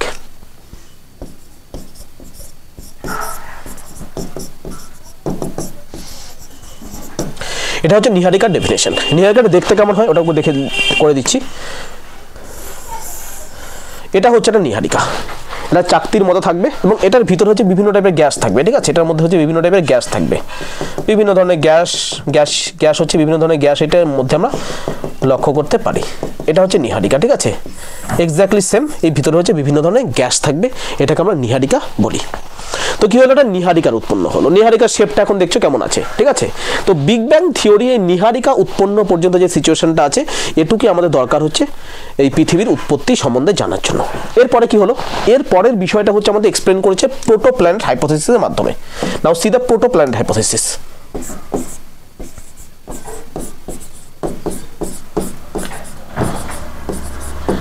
প্রোটোপ্ল্যানেট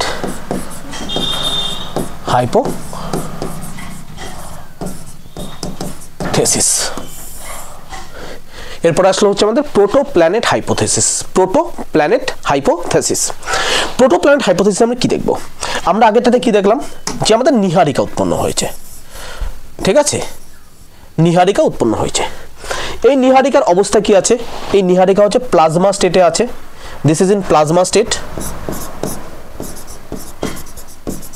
এটা প্লাজমা স্টেটে আছে। প্লাজমা স্টেট মানে কি, প্লাজমা স্টেট মানে হচ্ছে অনেকটা সেমি লিকুইড টাইপের, অর্ধতরল অবস্থায় যেটা আছে সেটাকে প্লাজমা স্টেট বলি। অর্ধতরল অবস্থার মধ্যে আছে। অর্ধতরল অবস্থার মধ্যে কখন থাকে, যখন সুপার হিটেড হয়ে থাকে, প্রচুর পরিমাণে যখন হিট থাকে সেটার মধ্যে অর্ধতরল অবস্থায় থাকে।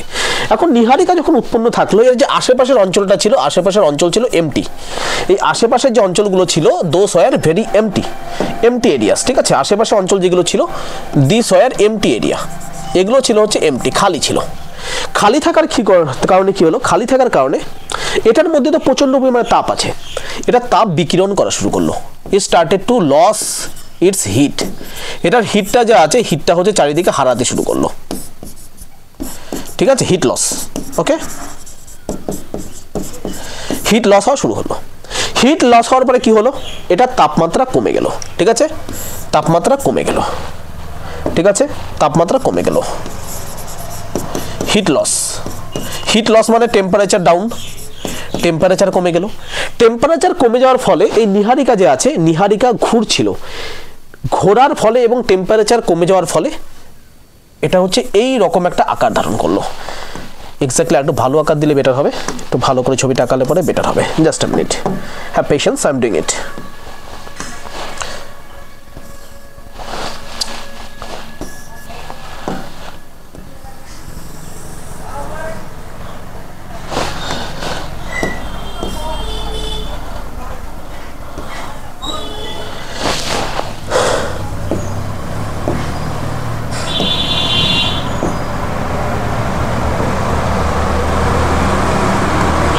ঠিক আছে, এই নীহারিকার এরকম একটা চাকতির আকার ধারণ করলো, যেটা কন্টিনিউয়াসলি কি করছে, continuously it is rotating, it is continuously rotating, এটা কন্টিনিউয়াসলি ঘুরছে, ঠিক আছে, এটা কন্টিনিউয়াসলি ঘুরছে।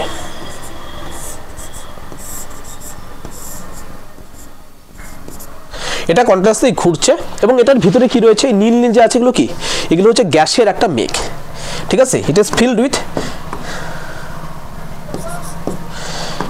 এটা গ্যাসীয় মেঘ দিয়ে পরিপূর্ণ, এটা গ্যাসীয় মেঘ দিয়ে পরিপূর্ণ।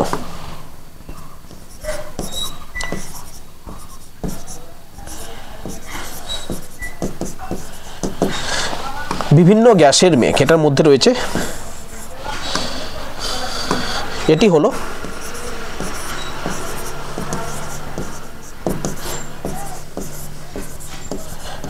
ভিন্ন গ্যাসের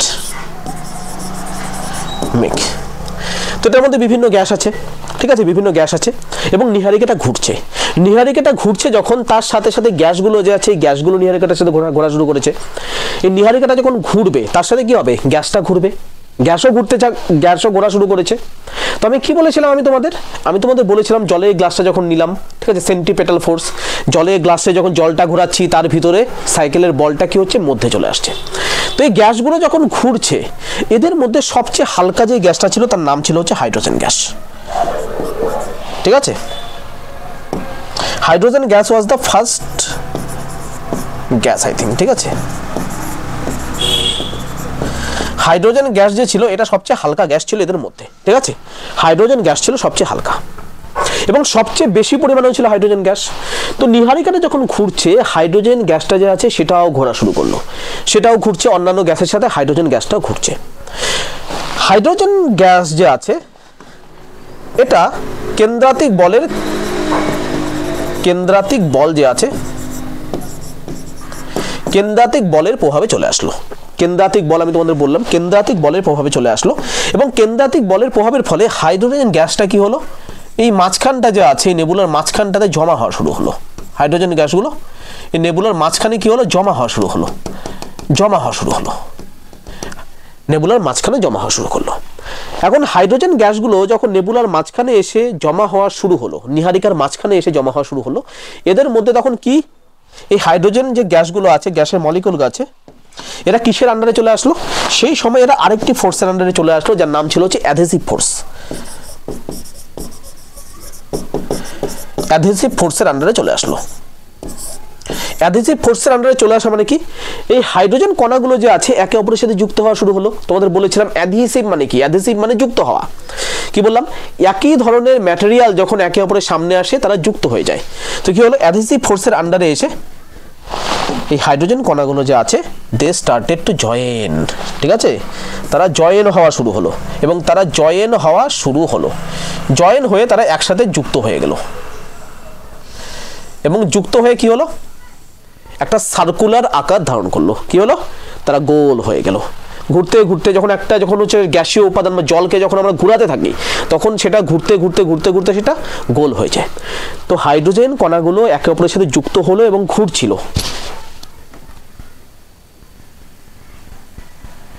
ঠিক আছে, যুক্ত হয়ে কি হলো, একে অপরের সাথে যুক্ত হয়ে গেল হাইড্রোজেন কণাগুলো। টিয়া তোমার কোশ্চেন অ্যান্সার যেটা আছে আমি একটু পরে দিচ্ছি। তো হাইড্রোজেন কণাগুলো একে অপরের সাথে যুক্ত হয়ে গেল। যুক্ত হয়ে কি হলো, যুক্ত হয়ে একটা গ্যাসীয় বল তৈরি করলো। হাইড্রোজেন গ্যাসীয় একটা বল তৈরি হলো। এখন এটার ভিতরে অনেক হাইড্রোজেন কণা আছে। এটার ডেনসিটি কি, এটার ডেনসিটিও হাই হয়ে গেল। ইস ডেনসিটি ওয়াজ ভেরি হাই। এটার ভিতরে কি আছে, অনেক গ্যাসীয় কণা আছে। গ্যাসীয় কণা থাকার কারণে এটার ডেনসিটি যেটা আছে, এটার density was very high. Density very high ছিল। ডেনসিটি হাই হওয়ার ফলে কি হলো, ঘর্ষণ হওয়া শুরু হলো। মলিকিউলসগুলোর মধ্যে ঘর্ষণ হওয়ার ফলে যে ইন্টারনাল হিট বা অভ্যন্তরীণ তাপ যেটা আছে, জেনারেট হলো এবং টেম্পারেচার অত্যাধিক পরিমাণে বেড়ে গেল। টেম্পারেচার অত্যাধিক পরিমাণে যখন বেড়ে গেল এটার ভিতরে সুপার হিট জেনারেট হয়ে গেল। আবার এটার ভিতরে সুপার হিটিং হয়ে গেল। এটার ভিতরে কি হলো, আবার ইট এগেইন বিকাম সুপার হিটেড হয়ে গেল। সুপার হিটেড হয়ে যাওয়া মানে কি, এই যে হাইড্রোজেন গ্যাসগুলো যে ছিল এই গ্যাসগুলো কি হলো, এখন এই গ্যাসগুলো আবার প্লাজমা স্টেটে চলে গেল। কোথায় চলে গেল, ইট এগেইন গোস ইনটু প্লাজমা স্টেট।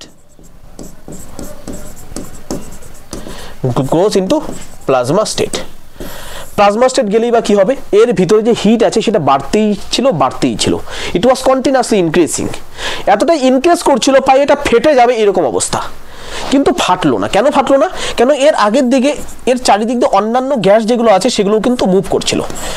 অন্যান্য গ্যাস যেগুলো আছে চারিদিকে সেগুলো কি করছিল, সেগুলো কিন্তু রোটেট করছিল।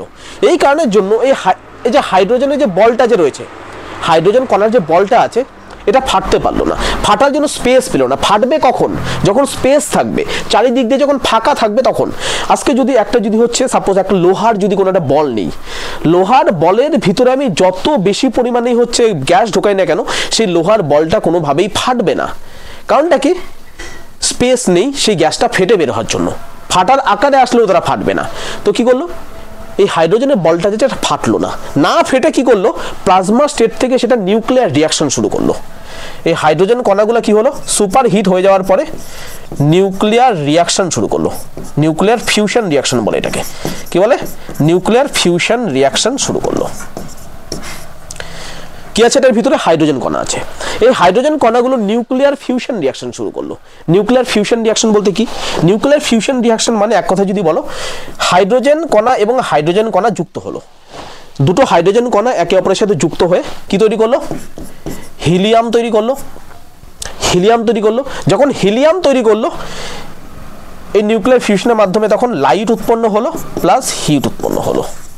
তো এটার মধ্যে নিউক্লিয়ার ফিউশন রিয়াকশন হলো এবং যার ফলে কি হলো, এখানে হিলিয়াম তৈরি হলো, লাইট তৈরি হলো এবং হিট তৈরি হলো। এইভাবে কি হলো, এইভাবে আমাদের সূর্যের তৈরি হলো। ঠিক আছে, সূর্যের ভিতরে কি আছে, তুমি যদি সূর্যের কম্পোজিশন দেখো, সূর্যের ভিতরে কি আছে, হিলিয়াম আছে, লাইট আছে এবং হিট আছে।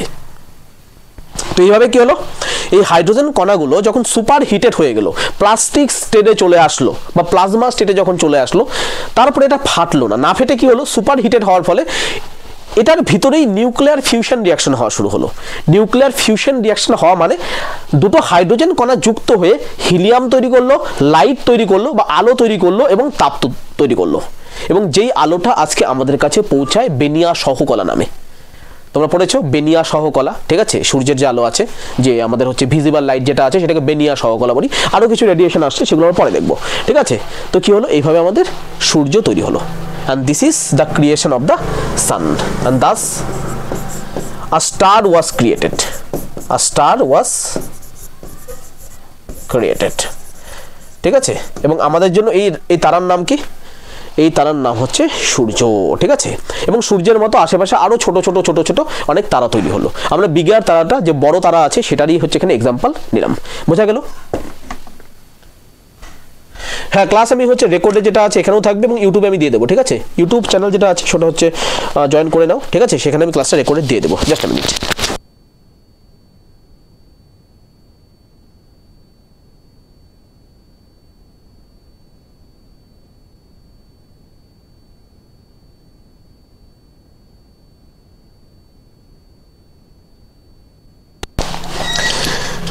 ঠিক আছে, এটুকু বোঝা গেল যে সূর্য কি করে তৈরি হলো। তো আমাদের সূর্য পর্যন্ত গল্প হয়ে গেল যে সূর্য আমাদের কি করে তৈরি হলো। এটা সম্বন্ধে কোনো ডাউট আছে? টিয়া, তোমার ওই কোশ্চেনটা আমি পরে নেবো। ঠিক আছে, আমি লাস্টে নেবো ওই কোশ্চেনটা। ঠিক আছে, ওই কোশ্চেনটা আমি লাস্টে নেবো। সূর্য কি করে তৈরি হলো, বোঝা গেল বিষয়টা পুরোপুরি। সূর্য কি করে তৈরি হলো, this is how the sun was created. সানের পরে এখনো গ্রহ উৎপন্ন হওয়া বাকি আছে। মধ্যখানে সবচেয়ে বড় একটা হচ্ছে নক্ষত্র তৈরি হলো, যার নাম হচ্ছে সূর্য, এবং তার সাথেও আরও কিছু হচ্ছে নক্ষত্র তৈরি হলো। ঠিক আছে, মেনলি সূর্যটাকে এখানে দেখলাম, সূর্য হচ্ছে ক্রিয়েট হয়ে গেল। প্রত্যেকটা নক্ষত্র এই প্রসেসের মাধ্যমেই ক্রিয়েট হয়েছে, মাথায় রাখবে, প্রত্যেকটা নক্ষত্র এই প্রসেসের মাধ্যমেই ক্রিয়েট হয়েছে। ক্লিয়ার? কোনো ডাউট এটুকু নিয়ে? টিয়া, অজির শেখ, তুমি হচ্ছে ভিডিওটা পেয়ে যাবে। ঠিক আছে, আমি ক্লাসটা করিয়ে নিই, ক্লাসটা করিয়ে নিলে ভিডিওটা মোটামুটি সন্ধ্যার মধ্যে আপলোড করে দেবো। ঠিক আছে, don't worry, it will be uploaded সন্ধ্যার মধ্যে বা কালকে সকালের মধ্যে। ঠিক আছে, আর হচ্ছে অ্যাপের মধ্যে তুমি ভিডিও যেটা আছে অ্যাপের মধ্যে ভিডিওটা আজকেই পেয়ে যাবে। ঠিক আছে, মোটামুটি 1-1.5 ঘন্টা পরে অ্যাপের মধ্যে পেয়ে যাবে। অ্যাপের মধ্যে আমি দিয়ে দেবো ডেমো ক্লাসের ওখানে। ঠিক আছে,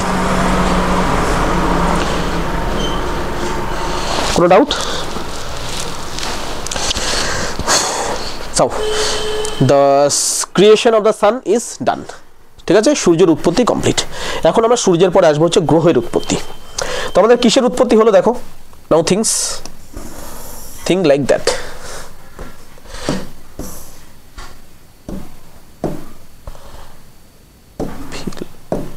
ঠিক আছে,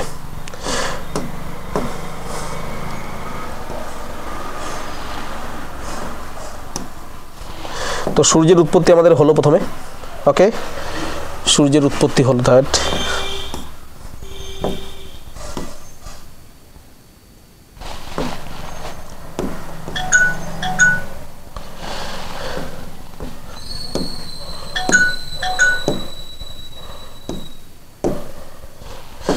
তো এইভাবে আমাদের সূর্যের উৎপত্তি হয়ে গেল। ঠিক আছে,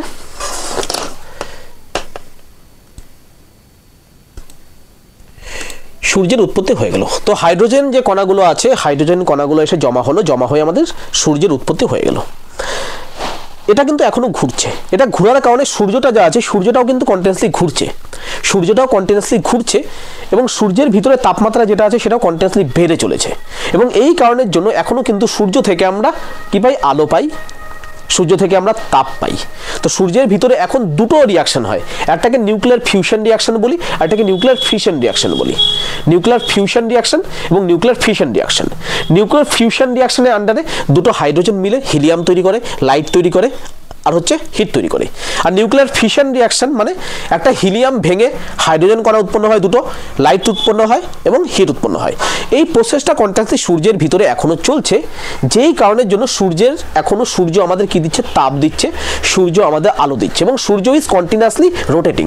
সূর্য ইজ অলসো রোটেটিং বডি, এটা তুমি মাথায় রাখবে, ঠিক আছে। এবং সূর্য যখন তৈরি হয়ে গেল, সূর্য তৈরি হওয়ার পরে এই যে নীহারিকাটা যে রয়েছে, এটার ভিতরেও কি আছে, এটার ভিতরেও অনেক আরও উপাদান থাকলো, ঠিক আছে। এই উপাদানগুলো কি হচ্ছে, একে অপরের দিকে অনেক উপাদান হচ্ছে ভিতরে আছে, আরও অনেক উপাদান, অনেক গ্যাসীয় উপাদান কি হচ্ছে ভিতরে থাকলো, ঠিক আছে। বড় আকৃতি, ছোট আকৃতি, বিভিন্ন ধরনের উপাদান হচ্ছে এখনও কিন্তু ভিতরে আছে। হাইড্রোজেনটা শুধুমাত্র সূর্য তৈরি করলো, কিন্তু অন্যান্য গ্যাসগুলো তো এখনো কোনো হচ্ছে পথ পায়নি, তাই না। যে উপাদানগুলো যে আছে এগুলো হচ্ছে এটার সাথে হচ্ছে ঘোরা শুরু করলো, এটার সাথে এগুলো কিন্তু ঘুরছে। They are also continuously rotating, okay, they are also rotating continuously, সেগুলো কিন্তু ঘুরছে। এই যখন ঘুরছে এটার মধ্যে কিছু বড় উপাদানও ছিল, এটার মধ্যে কিছু উপাদান কি ছিল, এটার মধ্যে কিছু উপাদান ছিল বড় এবং কিছু উপাদান ছিল ছোট। এটার মধ্যে কিছু বড় উপাদান ছিল, কিছু ছোট উপাদান ছিল, ঠিক আছে।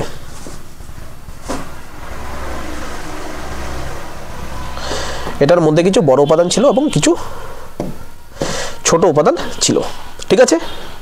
তো বড় উপাদানগুলো ধীরে ধীরে ঘুরছে, মনে রাখবে, বড় উপাদানগুলো ধীরে ধীরে ঘুরছে এবং ছোট উপাদান যেগুলো আছে দ্রুত পরিমাণে ঘুরে যাচ্ছে। তুমি এক্সাম্পল হিসেবে নিতে পারো, এটারও একটা থিওরি আছে, ঠিক আছে, অত সাইন্টিফিক ভিতর বিষয় আমরা যাচ্ছি না, জাস্ট নর্মালি আমি তোমাদের এক্সাম্পল দিয়ে বলছি। তুমি দুটো পাথর নাও, হাতে তুমি দুটো পাথর নাও, একটা বড় পাথর নাও যেটার ওজন বেশি, আর একটা ছোট পাথর নাও যেটার ওজন কম। এখন দুটো পাথরকেই তুমি সেম ফোর্সে বা সেম শক্তি দিয়ে, একই শক্তি দিয়ে তুমি ঢিল দাও, তুমি ঢিল দিলে দেখবে যে ছোট পাথরটা যেটা আছে সেই পাথরটা অনেক উঁচুতে চলে গেল এবং তার দ্রুত, তার যে বেগ আছে, তার ভেলোসিটি যেটা আছে সেটাও অনেক বেশি। কিন্তু বড় পাথর যেটা আছে সেটার ভেলোসিটি অনেকটা কম এবং সে বেশি দূরে যেতে পারলো না, তার স্পিড অনেক কম, কিন্তু ছোট পাথরটার স্পিড অনেক বেশি, ঠিক আছে। তুমি যদি বড় পাথরটা যদি 10 সেকেন্ড আগে ঢেল দাও এবং ছোট পাথরটা যদি তুমি 10 সেকেন্ড পরে ঢেল দাও, তুমি দেখবে বড় পাথরটাকে ছোট পাথরটা আগে মুভ করছে। বড় পাথরটা যখন এভাবে এসেছে, ছোট পাথরটা তুমি দেখবে বড় পাথরটাকে এরকম পার করে গিয়েছে, কেন, ছোট পাথরের স্পিডটা বেশি থাকে। তো এটার ভিতরেও ছোট ছোট উপাদান আছে, বড় বড় উপাদান আছে, একই স্পিডে সবগুলো ঘুরছে, কিন্তু বড় বড় উপাদান যেগুলো আছে সেগুলো ধীরে ধীরে ঘুরছে, বড় বড় উপাদান যেগুলো আছে সেগুলো ধীরে ধীরে ঘুরছে এবং ছোট ছোট উপাদানগুলো প্রচণ্ড ফাস্ট ওয়েতে ঘুরছে। তো ছোট ছোট উপাদানগুলো যখন বড় উপাদানের কাছে আসলো, তখন তারা আবার কোহেসিভ ফোর্সের মাধ্যমে এগুলোর কাছে চলে আসলো। ছোট ছোট উপাদানগুলো কাছে আসা শুরু হলো এবং এগুলোর আশেপাশে এসে যুক্ত হওয়া শুরু হলো, ঠিক আছে, যুক্ত হওয়া শুরু হলো।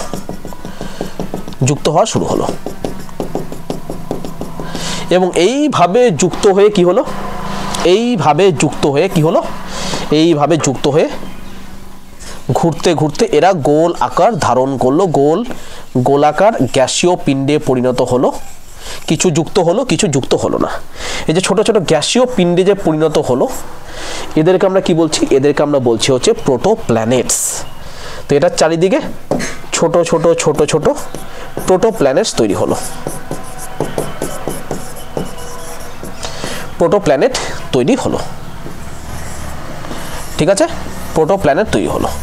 যে উপাদানগুলো যেগুলো চারিদিকে ঘুরছে সেগুলো একে অপরের সাথে যুক্ত হওয়া শুরু হলো, বড় উপাদানগুলোকে ছোট উপাদানগুলো যুক্ত হওয়া শুরু হলো বড় উপাদানের সাথে, ফলে কি হলো, প্রোটোপ্ল্যানেট তৈরি হলো।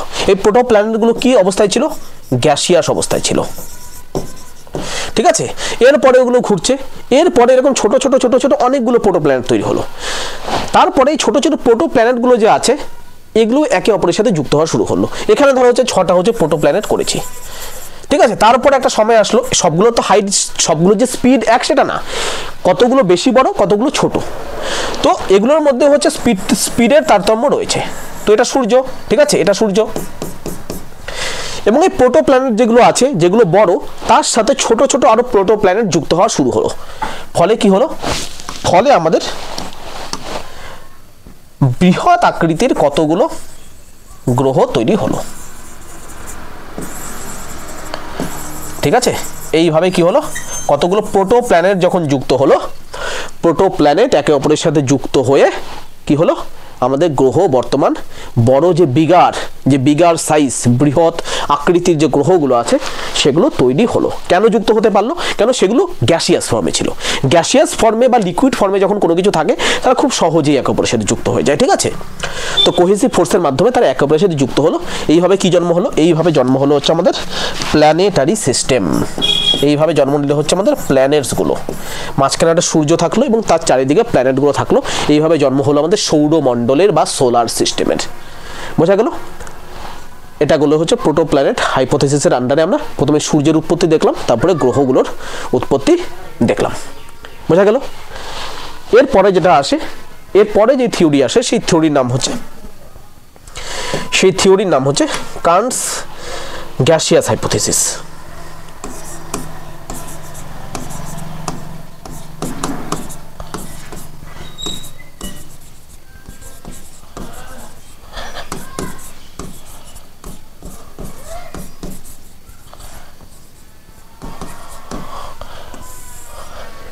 কার্নস gaseous hypothesis. Kant's gaseous hypothesis. Kant's gaseous হাইপোথিসিসে কি বলা হয়েছে? কার্নস গ্যাসিয়াস হাইপোথিসিসের মধ্যে মেনলি বলা হয়েছে যে গ্যাসিয়াস যে অবজেক্টগুলো রয়েছে, যেগুলোকে আমরা গ্রহ বলছি, এই গ্রহগুলো প্রথমে কি ছিল? গ্রহগুলো প্রথমে গ্যাসীয় অবস্থায় ছিল।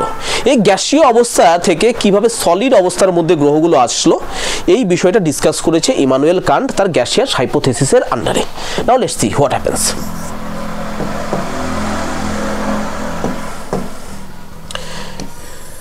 This is a planet. Okay, this is a planet. এই প্ল্যানেট যে আছে, এই প্ল্যানেটটা কি আছে? গ্যাসীয় আকারে আছে। এই প্ল্যানেটের ভিতরে কি আছে? শুধুমাত্র গ্যাস আছে। Okay, only gas inside the planet, only gas, gaseous অবস্থায় আছে, তাই তো? এই প্ল্যানেটের ভিতরে শুধুমাত্র কি আছে? গ্যাস আছে। এবং প্ল্যানেটের যে আশেপাশের যে অঞ্চলটা আছে, তুমি যদি আশেপাশের অঞ্চলটা বলো প্ল্যানেটের, এই যে আশেপাশের অঞ্চলটা যে আছে, এই অঞ্চলটা হচ্ছে ফাঁকা অবস্থায় আছে। This is empty. ঠিক আছে, এমটি। এটার আশেপাশের অঞ্চলে এমটি। কেন? যা যা গ্যাস ছিল মোটামুটি, যেগুলো মোস্ট ইম্পর্টেন্ট গ্যাস ছিল, সেগুলো একে অপরের সাথে যুক্ত হয়ে গেছে। যুক্ত হয়ে যাওয়ার ফলে মেজরিটি অফ দ্য গ্যাস সেগুলো হচ্ছে আকার ধারণ করেছে গ্রহের। ঠিক আছে, হাইড্রোজেন গ্যাস সূর্যের আকার ধারণ করেছে এবং অন্যান্য গ্যাস যেগুলো ছিল সেগুলো কিসের আকার ধারণ করেছে? গ্রহের আকার ধারণ করেছে। তো এখন আশেপাশে যে গ্যাস আছে, গ্যাসের ঘনত্ব খুবই কম। তো এখানে একটা পার্টিকেল আছে, এখানে একটা পার্টিকেল আছে, এখানে একটা পার্টিকেল আছে, এখানে একটা পার্টিকেল আছে। তো কি আছে? এদের ভিতরে অনেক ফাঁকা আছে, এদের ভিতরে অনেক এমটিনেস রয়েছে।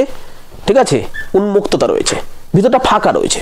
ফলে কি হচ্ছে? এই গ্যাস যে আছে, গ্যাস মানে কি? গ্যাস মানে এটার ভিতরে হচ্ছে প্রচুর পরিমাণে তাপমাত্রা। এর টেম্পারেচার যেটা আছে, টেম্পারেচার ইজ ভেরি হাই। তো এই গ্যাসটা কি করলো? এই গ্যাসের যে বডিটা আছে এটা এখনো ঘুরছে। This is continuously, it is also rotating. তুমি মাথায় রাখবে, ইট ইজ অলসো রোটেটিং। এই রোটেট করছে এবং কি করছে? এটা নিজের যে হিট যেটা আছে, নিজের ভিতরে যে তাপটা আছে, তাপটাকে রিলিজ করা শুরু করছে এবং তাপটাকে কি করছে? তাপটাকে রিলিজ করছে। তো কি করছে? হিট লস করছে, হিট লস করছে। ওকে ওকে, হিট লস করছে। তো হিট লস করা মানে কি? What happen after heat loss? Heat loss করছে। হিট লস করলেই হচ্ছে টেম্পারেচার যেটা আছে, টেম্পারেচার কমে যাবে। আর টেম্পারেচার যখন কমে যাবে, গ্যাসের যখন টেম্পারেচার কমে যায়, সেই গ্যাসটা কি হয়ে যায়? গ্যাসের যখন টেম্পারেচার কমে যায়, সেই গ্যাসটা কি হয়ে যাবে? সবার প্রথমত গ্যাসের যে সাইজটা আছে, সাইজটা তুলনামূলক কমে যাবে। সবার প্রথমত সেই গ্যাসের বডির সাইজ যেটা আছে, সাইজটা তুলনামূলক এটার থেকে ছোট হয়ে যাবে। এবং সেই গ্যাসটা এখন কি হয়ে যাবে? সেই গ্যাসটা এখন গ্যাস থেকে লিকুইড অবস্থায় চলে আসবে। তো এটা কি ছিল? এটা গ্যাসিয়াস অবস্থায় ছিল। গ্যাসিয়াস অবস্থা থেকে কি হয়ে গেল? এখন লিকুইড হয়ে গেল, লিকুইড অবস্থায় হয়ে গেল। বোঝা গেল? গ্যাস রিলিজ করছে এবং সাথে সাথে কি হয়ে গেল? লিকুইড অবস্থায় হয়ে গেল। ঠিক আছে, গ্যাস কি আছে? এই গ্যাসিয়াস বডিটা লিকুইড হয়ে গেল কিসের মাধ্যমে? হিট রিলিজের মাধ্যমে বা তাপমাত্রা হারানোর মাধ্যমে এই গ্যাসটা কি হয়ে গেল? লিকুইড অবস্থায় হয়ে গেল। এটাও কি করছে এখন? এটাও কন্টিনিউয়াসলি কিন্তু ঘুরছে। মাথায় রাখবে, এটা কিন্তু কন্টিনিউয়াসলি ঘুরছে। লিকুইড মানে এটা না যে ঘুরছে না, আমাদের পৃথিবী কিন্তু এখনো ঘুরছে, মাথায় রাখবে। ঠিক আছে, তো এটাও কন্টিনিউয়াসলি ঘুরছে।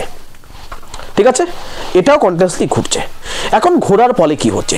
সবার প্রথমত যখন ঘুরছে, ঘোরার জন্য কি হচ্ছে? এটা গোল শেপ নিল। প্রথম ব্যাপার হচ্ছে এটা, এই ঘোরার জন্য রোটেশন হচ্ছে, ইট ইজ রোটেটিং।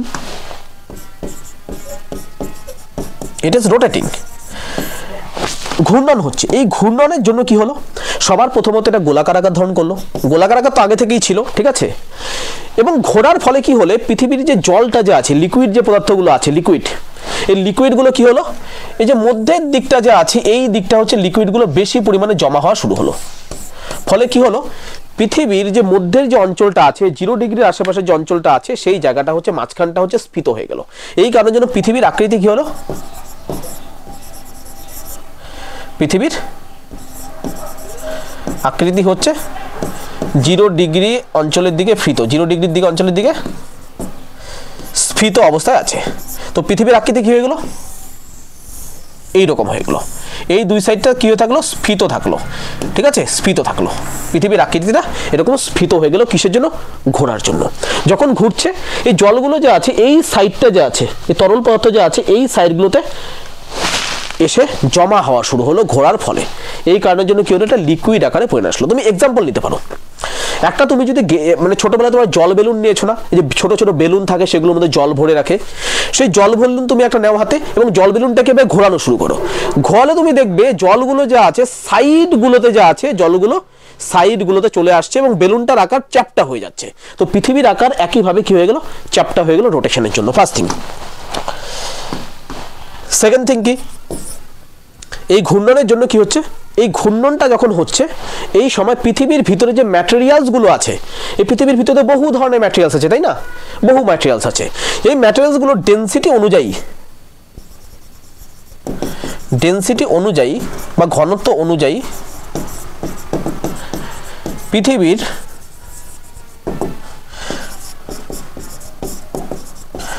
অভ্যন্তরের উপাদানগুলোর স্ট্র্যাটিফিকেশন হলো, স্ট্র্যাটিফিকেশন হলো কি হলো, ডেনসিটি অনুযায়ী পৃথিবীর অভ্যন্তরীণ যে উপাদানগুলো আছে সেগুলো স্ট্র্যাটিফিকেশন হলো, স্তর বিন্যাস হলো। স্ট্র্যাটিফিকেশন মানে স্তর বিন্যাস। সবচেয়ে ঘন যেই পদার্থগুলো ছিল সেগুলো পৃথিবীর কেন্দ্রে চলে গেল, তার থেকে কম ঘন যেটা ছিল কেন্দ্রের চারিদিকে থাকলো, তার থেকে কম যেগুলো ছিল তার উপরে চলে আসলো। অর্থাৎ ডেন্সার মেটেরিয়াল, সবচেয়ে ডেন্স যে ম্যাটেরিয়ালটা ছিল সেটা মধ্যে চলে আসলো একদম কেন্দ্রে, এবং যেগুলো কম ডেন্স সেগুলো উপরের দিকে চলে আসলো। এই কারণের জন্য তুমি মনে রাখবে পৃথিবীর যত অভ্যন্তরে আমরা যাই, যত অভ্যন্তরে যাই তাপমাত্রা তত বৃদ্ধি পেতে থাকে।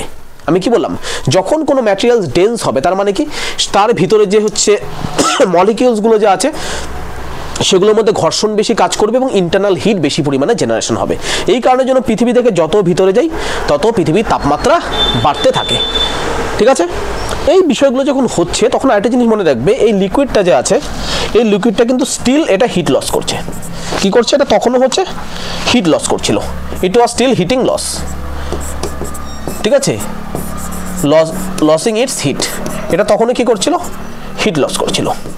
কি করছিল, হিট লস করছিল।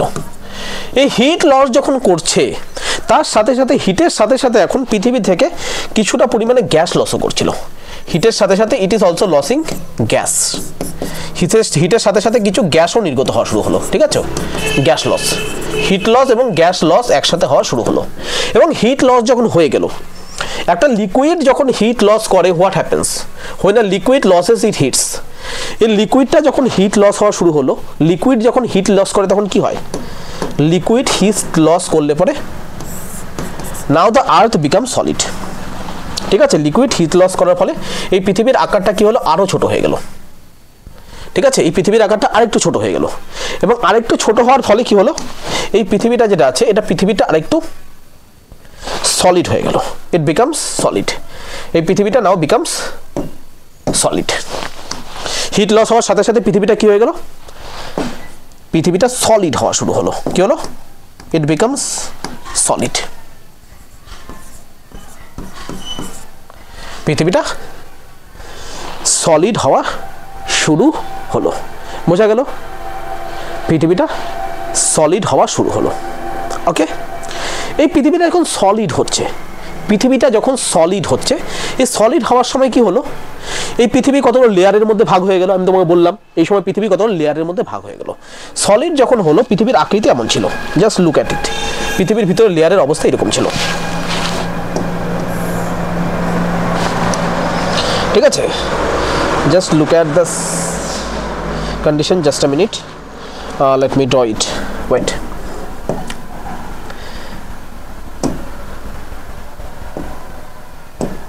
ঠিক আছে, ওকে। তারপরে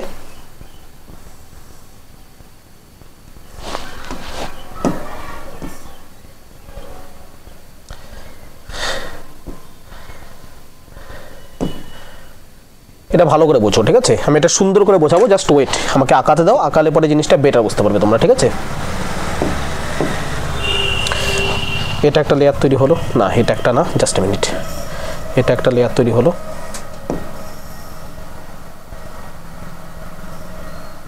yes, this is a layer, ঠিক আছে?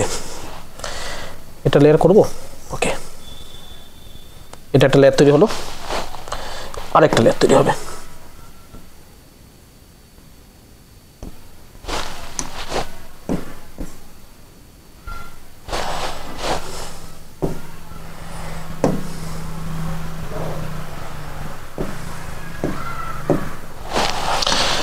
তো পৃথিবীর মধ্যে যখন স্ট্র্যাটিফিকেশন হলো, পৃথিবীর মধ্যে যখন স্ট্র্যাটিফিকেশন শুরু হলো, দিস স্ট্র্যাটিফিকেশন যখন পৃথিবীর মধ্যে শুরু হলো, পৃথিবীর যে লেয়ারগুলো আছে এইভাবে পৃথিবী তিনটা লেয়ারের মধ্যে বিভক্ত হয়ে গেল। এই প্রথম যে লেয়ারটা আছে, এই লেয়ারটাকে আমরা নাম দিয়েছি হচ্ছে ক্রাস্ট। এটা কি বলি? এটাকে আমরা বলি কাস্ট। এটার নাম দিলাম হচ্ছে আমরা ক্রাস্ট। কি নাম দিলাম? ক্রাস্ট। এটা হচ্ছে সবচেয়ে কম ঘনত্বপূর্ণ অঞ্চল, ক্রাস্ট। তারপরে যে লেয়ারটা আছে সেটার নাম দিয়েছি আমরা কি? ম্যান্টেল।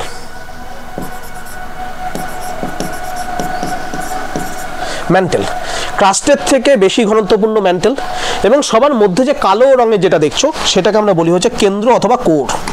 এটার নাম কি দিলাম? এটার নাম দিলাম হচ্ছে কোর। এটার নাম হচ্ছে কোর। এটা হচ্ছে সবচেয়ে ঘনত্বপূর্ণ অঞ্চল। এইভাবে পৃথিবীর ভিতরে যে ম্যাটেরিয়ালসগুলো আছে সেগুলো হচ্ছে কম ঘনত্বপূর্ণ থেকে বেশি ঘনত্বপূর্ণর দিকে মুভ করলো, ঠিক আছে? সবচেয়ে কম ঘনত্বপূর্ণ, তার থেকে বেশি ঘনত্ব, তার থেকে বেশি ঘনত্ব, সর্বাধিক ঘনত্বপূর্ণ। এইভাবে পৃথিবীটাকে তিনটা লেয়ারের মধ্যে বিভক্ত হয়ে গেল, ঠিক আছে?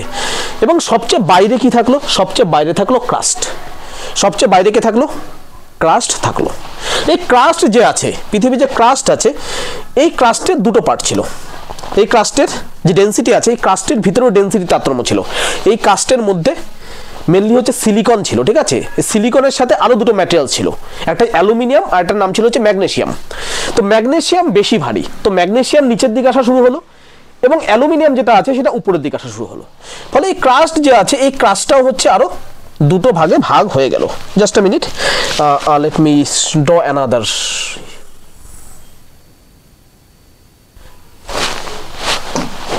জাস্ট সি ইট।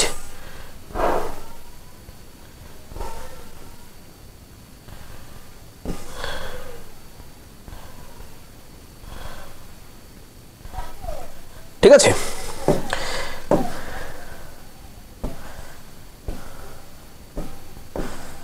ওকে, তো এই ক্রাস্টটা যে ছিল, এই ক্রাস্টটা হচ্ছে দুটো ভাগে ভাগ হয়ে গেল। ক্রাস্টটা হচ্ছে দুটো ভাগে ভাগ হয়ে গেল। উপরের যে ভাগটা ছিল সেটা বেশি হালকা ছিল, এবং নিচের ভাগটা হচ্ছে উপরের ভাগের থেকে একটু বেশি ভারী ছিল। উপরের ভাগটার নাম কি দেওয়া হলো? উপরের ভাগটার নাম দেওয়া হলো হচ্ছে শিয়াল। তোমরা ছোটবেলায় পড়েছো হয়তো, শিয়াল, ঠিক আছে?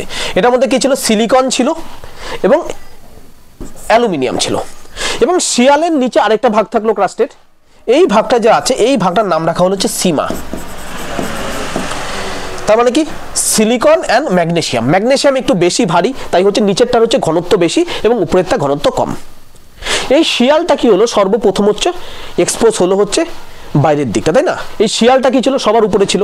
শিয়াল ছিল সবার উপরে। এই কারণের জন্য এই শিয়াল যে আছে, এই শিয়ালটা হচ্ছে হিট লস হওয়া শুরু করলো। এই শিয়ালটা হচ্ছে হিট লস করতে শুরু করলো। হিট লস করতে শুরু হলো।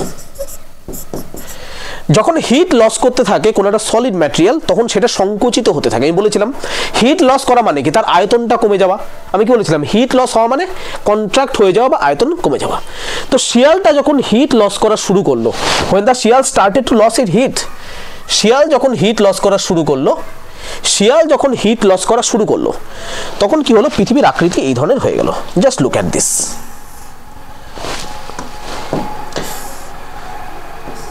শিয়াল যখন হিট লস করা শুরু করলো,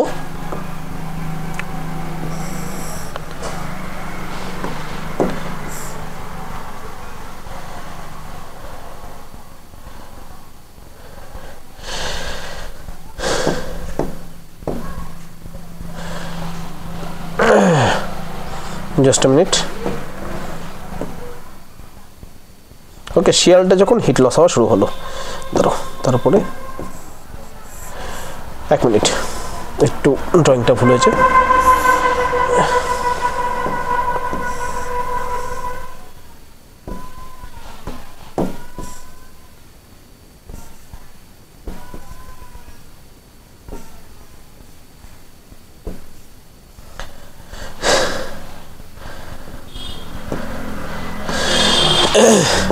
এখানে কি আছে, এখানে ইনসাইড, ঠিক আছে, এটা মেন্টাল, আর এখানে আছে হচ্ছে কোর, ঠিক আছে। কোর আর মেন্টালের দিকে আমাদের কোনো রিলেশন নেই। আমাদের কি দেখবো, আমরা দেখবো হচ্ছে এটা কি, উপরেটা কি রয়েছে, এটা রয়েছে সীমা, এটা কি, এটা হচ্ছে সীমা, সীমা লেয়ার। এবং উপরে যে ক্রাস্ট শিয়ার লেয়ারটা যে ছিল, এই শিয়ার লেয়ারটা সংকুচিত হতে হতে 30% হয়ে গেল, ঠিক আছে। শিয়ালের আকার এখন গোটা পৃথিবীটাকে তুমি দেখবে হচ্ছে শিয়ালটা হচ্ছে ঘিরে রেখেছে, মানে গোটা সীমা যে আছে সম্পূর্ণ সীমাকে শিয়াল ঘিরে রেখেছে। শিয়াল থেকে যখন তাপ বিকিরণ হওয়া শুরু হলো, শিয়াল থেকে যখন তাপ বিকিরণ হওয়া শুরু হলো, সেই সময় শিয়ালটা কি হলো, শিয়ালটা আরো ছোট হওয়া শুরু হলো, শিয়ালটা আরো ছোট হওয়া শুরু হলো, সংকুচিত হওয়া শুরু হলো। এবং শিয়ালে যে বর্তমান সাইজটা যে আছে, এই সাইজটা সংকুচিত হয়ে কতটুকু হয়ে গেল, মাত্র 30% হয়ে গেল। It becomes only like this, just look at this. এটা সাইজটা কি হয়ে গেল, জাস্ট লুক অ্যাট দিস। এবং শিয়ালটা সংকুচিত হয়ে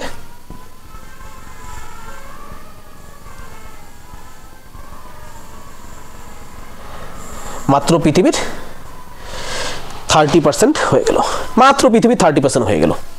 ওকে, ইট বিকামস অনলি 30%। আমি পরে বলছি হিট কেন লস হচ্ছে না হচ্ছে, এটা পরে বলছি, ঠিক আছে টিয়া, জাস্ট ওয়েট আ মিনিট, আমি শেষ করে বলছি ওটা, ঠিক আছে। ওকে, তো শিয়ালটা কি হয়ে গেল, মাত্র 30% হয়ে গেল, বোঝা গেল। এই 30% যে হয়ে গেল, বা 29%, অ্যারাউন্ড 29% হয়ে গেল, এটাকে আমরা কি বলি, এটাকে আমরা বলি হচ্ছে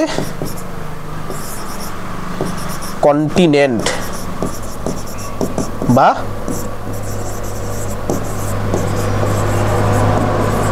মহাদেশ। এটাকে কি বলি আমরা, কন্টিনেন্টস বলি, ঠিক আছে, কন্টিনেন্টস বলি। এটা যখন হিট লস করছিল, হিট লস হওয়ার সময় কি হলো, হিট লস হওয়ার সাথে সাথে কি বললাম, এখানে অলরেডি গ্যাস কিন্তু লস হচ্ছিল এখান থেকে, ঠিক আছে, অলরেডি গ্যাস লস হচ্ছিল। এবং একই সাথে এই সময় ম্যান্টেল থেকে অগ্নুৎপাত হওয়া শুরু হলো, ঠিক আছে। ম্যান্টেল থেকে লাভা যে আছে, লাভা হচ্ছে এসে বিভিন্ন অগ্নুৎপাত হওয়া শুরু হলো, ঠিক আছে, বিভিন্ন জায়গায় অগ্নুৎপাত হওয়া শুরু হলো। অগ্নুৎপাতের ফলে ভিতর থেকে আরো বেশি পরিমাণে গ্যাস বেরোনো শুরু হলো, অগ্নুৎপাতের ফলে আরো বেশি পরিমাণে গ্যাস বেরোনো শুরু হলো। গ্যাসের সাথে সাথে ওয়াটার ভ্যাপার বা জলীয় বাষ্প যেটা আছে সেটা বেরোনো শুরু হলো, হাইড্রোজেন গ্যাস বেরোনো শুরু হলো, অক্সিজেন গ্যাস বেরোনো শুরু হলো, ওয়াটার ভ্যাপার শুরু হলো। এগুলো যখন উপরের দিকে চলে গেল, এগুলো যখন আকাশে চলে গেল, আকাশে গিয়ে এরা কেমিক্যাল রিয়াকশন করলো, ঠিক আছে। এবং কেমিক্যাল রিয়াকশন করার পরে এরা কি করলো, গোটা পৃথিবী যে আছে, পৃথিবী যে উপরে যে আকাশটা আছে সেখানে মেঘ তৈরি করলো এবং অ্যাটমসফিয়ার তৈরি করলো। কি করলো, গ্যাসটা চলে যাওয়ার পরে কি হলো, মেঘ তৈরি হলো এবং অ্যাটমসফিয়ার তৈরি হলো, ঠিক আছে। গ্যাসটা বেরোনোর ফলে কি হলো, গ্যাসটা বেরোনোর ফলে সবার প্রথমত অ্যাটমসফিয়ার তৈরি হলো। অ্যাটমসফিয়ার মানে কি, অ্যাটমসফিয়ার মানে হচ্ছে গ্যাসের একটা চাদর, পৃথিবীর উপরে পৃথিবীকে ঘিরে রাখা গ্যাসের একটা চাদর মানে হচ্ছে অ্যাটমসফিয়ার বা বায়ুমণ্ডল। তো গ্যাসগুলো যখন ভিতর থেকে বেরোনো শুরু হলো, এই গ্যাসটা তৈরি হলো বা অ্যাটমসফিয়ার আমাদের তৈরি হলো। অ্যাটমসফিয়ারের মধ্যে কি কি গ্যাস আছে, কখন কোন গ্যাস বেরোলো, কিভাবে বেরোলো, পরবর্তীকালে আমরা দেখবো, যখন আমরা ক্লাইমেটোলজি পড়বো ডিটেলসে দেখবো, এটা ডিটেলস একটা স্টাডি আছে, ঠিক আছে, তখন আমরা দেখবো। তো অ্যাটমসফিয়ার তৈরি হলো, অ্যাটমসফিয়ার তৈরি হওয়ার পরে হাইড্রোজেন, অক্সিজেন, ওয়াটার ভ্যাপার, এদের মধ্যে কি হলো, রিয়াকশন শুরু হলো, ঠিক আছে। এবং ধূলিকণা ছিল, রিয়াকশনের ফলে, কেমিক্যাল রিয়াকশনের ফলে আমরা কি দেখলাম, মেঘ তৈরি হলো। মেঘ তৈরি হওয়ার ফলে পৃথিবীতে কন্টিনিউয়াসলি বৃষ্টি পড়া শুরু করলো, যেটা বহু বছর ধরে চলেছিল, ঠিক আছে, লক্ষ লক্ষ বছর ধরে বৃষ্টি পড়া শুরু করলো, কন্টিনিউয়াসলি বৃষ্টি পড়া শুরু করলো, ঠিক আছে, কন্টিনিউয়াসলি বৃষ্টি পড়া শুরু করলো, গোটা পৃথিবীতে বৃষ্টি পড়া শুরু করলো, ঠিক আছে। এই বৃষ্টি পড়া শুরু করলো, বৃষ্টি পড়ার ফলে এই সীমা লেয়ারটা যে আছে, এই সীমা লেয়ারটা যে আছে, এই সীমা লেয়ারটা হচ্ছে এক্সপোজ হয়ে গেল কখন, যখন হচ্ছে শিয়াল লেয়ারটা যখন 30% হয়ে গেল, সীমা লেয়ারটা এক্সপোজ হয়ে গেল, সীমা লেয়ারটা হচ্ছে ঠান্ডা হয়ে গেল, ঠিক আছে, ঠান্ডা হয়ে গেল এবং সেটা চেপে গেল, ঠিক আছে, সরু হয়ে গেল, চিকন হয়ে গেল, ঠিক আছে। এবং তারপরে বৃষ্টি পড়লো, যখন বৃষ্টি পড়লো, বৃষ্টি পড়ার সাথে সাথে কি হলো, বৃষ্টি পড়ার সাথে সাথে বৃষ্টির জলগুলো যে আছে এই সীমা লেয়ার যে আছে এই সীমা লেয়ারের উপরে এই বৃষ্টির জলগুলো কালেক্ট হওয়া শুরু হলো। এই বৃষ্টির জলগুলো সীমা লেয়ার যে আছে সীমা লেয়ারের উপরে কালেক্ট হওয়া শুরু হলো। সীমা লেয়ারের উপরে কালেক্ট হওয়া শুরু হলো বৃষ্টির জলগুলো। ঠিক আছে, বৃষ্টির জলগুলো সীমা লেয়ারের উপর কালেক্ট হওয়া শুরু হলো। এভাবে কি তৈরি হলো? এইভাবে তৈরি হলো হচ্ছে আমাদের ওশিয়ানগুলো। কিভাবে? এইভাবে আমাদের, ঠিক আছে, দিস ইজ হাউ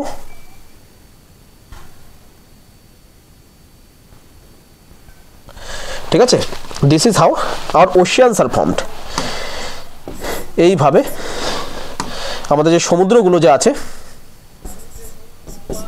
মহাসাগর, সমুদ্র না মহাসাগর যে আছে তৈরি হলো।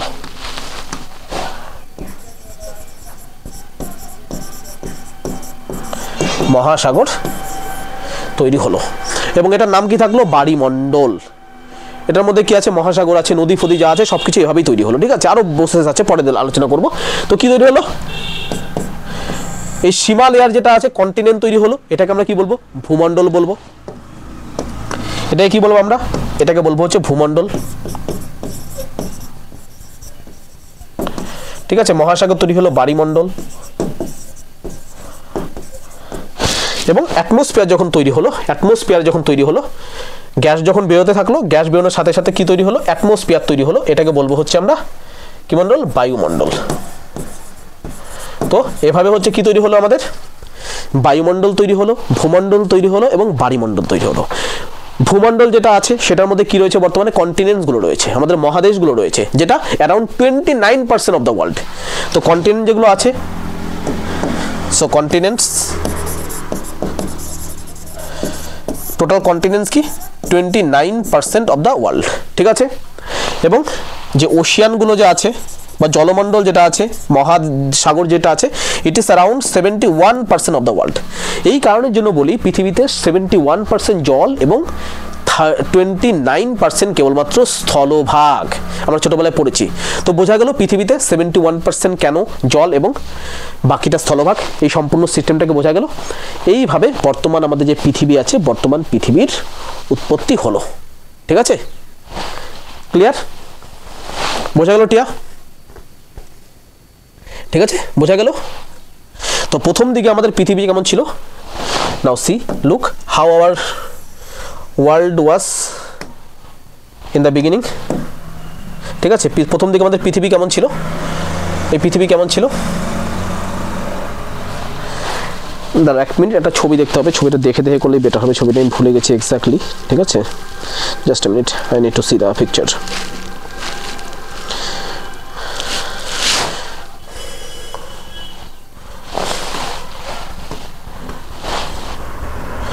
দেখো,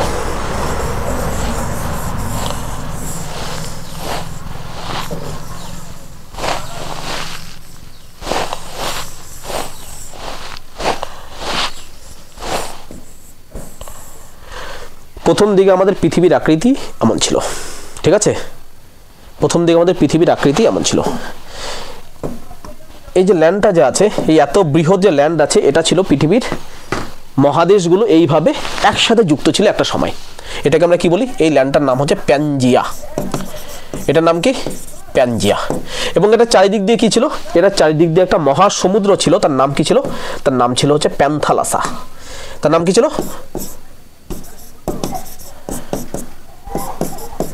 প্যান্থালাসা। তো প্যানজিয়া এবং প্যান্থালাসা নামে আমাদের কি ছিল? একটা সুপার কন্টিনেন্ট ছিল এবং একটা মেগা অশিয়ান ছিল। তো পৃথিবী যখন তৈরি হলো সেই সময় একটা মাত্রই কন্টিনেন্ট ছিল এবং একটা মাত্রই মহাদেশ ছিল। একটা মাত্রই মহাদেশ ছিল, একটা মাত্রই কি ছিল? মহাসাগর ছিল। বোঝা গেল বিষয়টা? জাস্ট এ মিনিট, বোঝা গেল এটুকু?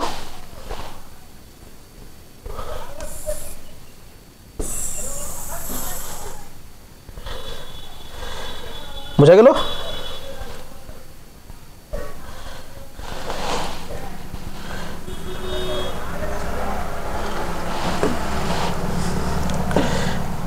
বোঝা গেল?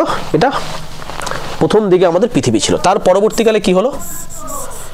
তার পরবর্তীকালে এই প্যানজিয়া যে আছে এটা ব্রেকডাউন হওয়া শুরু হলো এবং ব্রেকডাউন হতে হতে বর্তমানে যে আজকের আমাদের পৃথিবী আছে এই আজকের পৃথিবীর উৎপত্তি হলো, যেখানে হচ্ছে আমেরিকা মহাদেশ,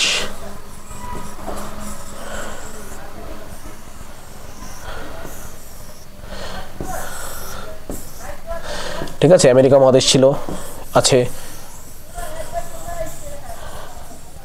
ঠিক আছে। এটা ছোট করে রাখি, দাঁড়াও 1 মিনিট, জাস্ট আ মিনিট, আমি এটা ছোট করে রাখাচ্ছি, ওয়েট করো।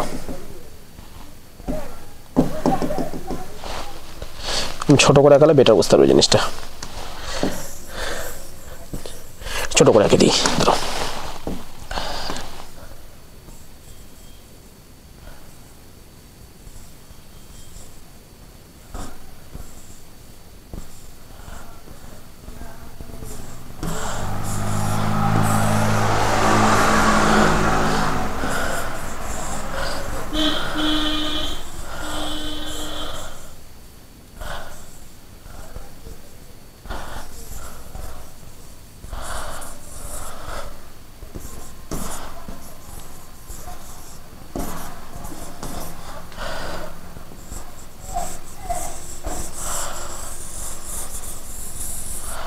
ঠিক আছে, বর্তমান পৃথিবীটা হচ্ছে আমাদের এইরকম, কিন্তু প্রথমে কেমন ছিল? প্রথমে এমন ছিল।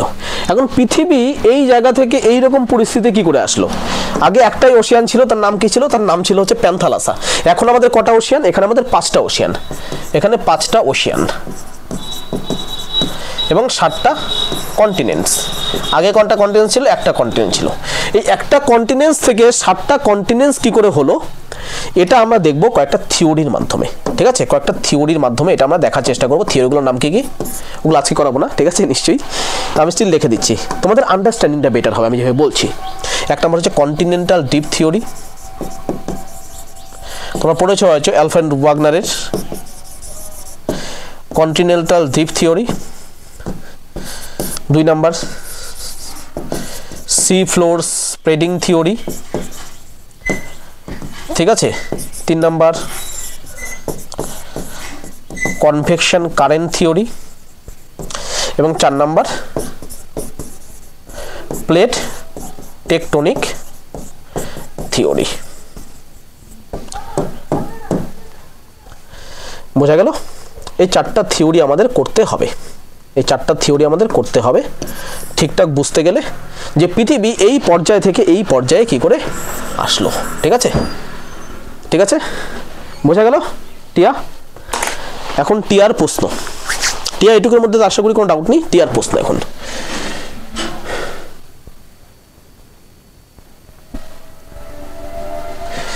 সিলিকনের ডেনসিটি সেম। এখন সিলিকনের সাথে যখন ম্যাগনেসিয়াম যুক্ত হলো বেশি ভারী হয়ে গেল এবং সিলিকনের সাথে যখন অ্যালুমিনিয়াম যুক্ত হলো তখন কম ভারী হয়ে গেল।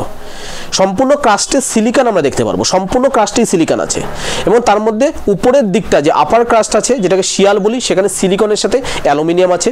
অ্যালুমিনিয়াম তুলনামূলক হালকা এবং সীমা যেটা আছে সীমাতে সিলিকনের সাথে ম্যাগনেসিয়াম আছে যেটা অ্যালুমিনিয়ামের থেকে বেশি ভারী। এই কারণের জন্য সীমাটা কি থাকে? নিচে থাকে এবং শিয়াল যেটা আছে সেটা উপরে থাকে। বোঝা গেল? সেকেন্ড থিং, লিকুইড স্টেট থেকে কেন হিট আর গ্যাস লস হলো, ঠিক আছে, তোমার একই কোশ্চেন ছিল আগেরটাতে যে প্লাজমা স্টেট থেকে হিট কেন লস হলো।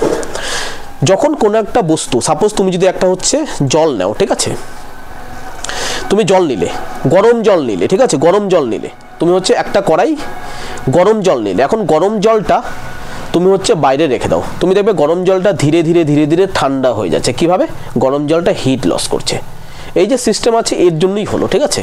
যে কোনো উত্তপ্ত জিনিস, যে কোনো উত্তপ্ত জিনিস যখন আমরা শূন্যের মধ্যে রাখি বা ফাঁকা জায়গায় রাখি তখন সেটা হিট লস করা শুরু হয়, সেটা তাপটাকে হারাতে শুরু করে এবং তাপটাকে যখন হারাতে শুরু করে সেটা সলিড হতে শুরু হয়, সেটা ঠান্ডা হতে শুরু হয়, ঠিক আছে, ঠিক আছে, সেটা ঠান্ডা হতে শুরু হয়।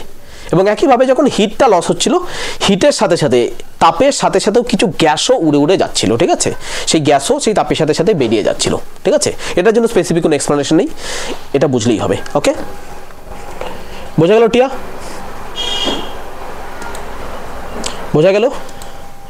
এটুকুই থাকবে আজকে, ঠিক আছে। আমি তো ভেবেছিলাম ডিটেলসে কল একটু সময় লাগবেই। তো তুমি কি কি শিখলে? So what you learned? At present কী কী শিখলে তাহলে আমরা প্রথম চ্যাপ্টারে আসি।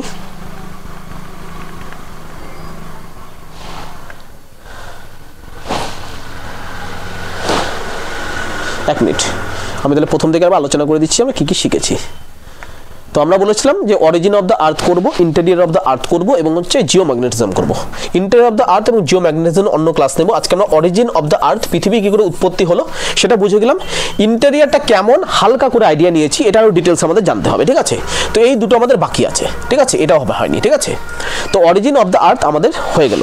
তো অরিজিন অফ দ্য আর্থের মধ্যে আমরা কী কী পড়েছি, জাস্ট লুক হোয়াট হ্যাপেন্স। আমরা সর্বপ্রথমে দেখলাম বর্তমান পৃথিবীর অবস্থা কী আছে, ঠিক আছে, এবং তারপরে দেখলাম কিছু সাইন্টিফিক আমরা ফ্যাক্ট দেখলাম। সাইন্টিফিক ফ্যাক্টের মধ্যে দেখলাম হচ্ছে একটা যে পদার্থ আছে, যে কোনো পদার্থের কয়টা অবস্থা থাকে, 4টা অবস্থা থাকে, সেই 4টা অবস্থা আলোচনা করলাম, সলিড, তরল, গ্যাসীয় এবং প্লাজমা।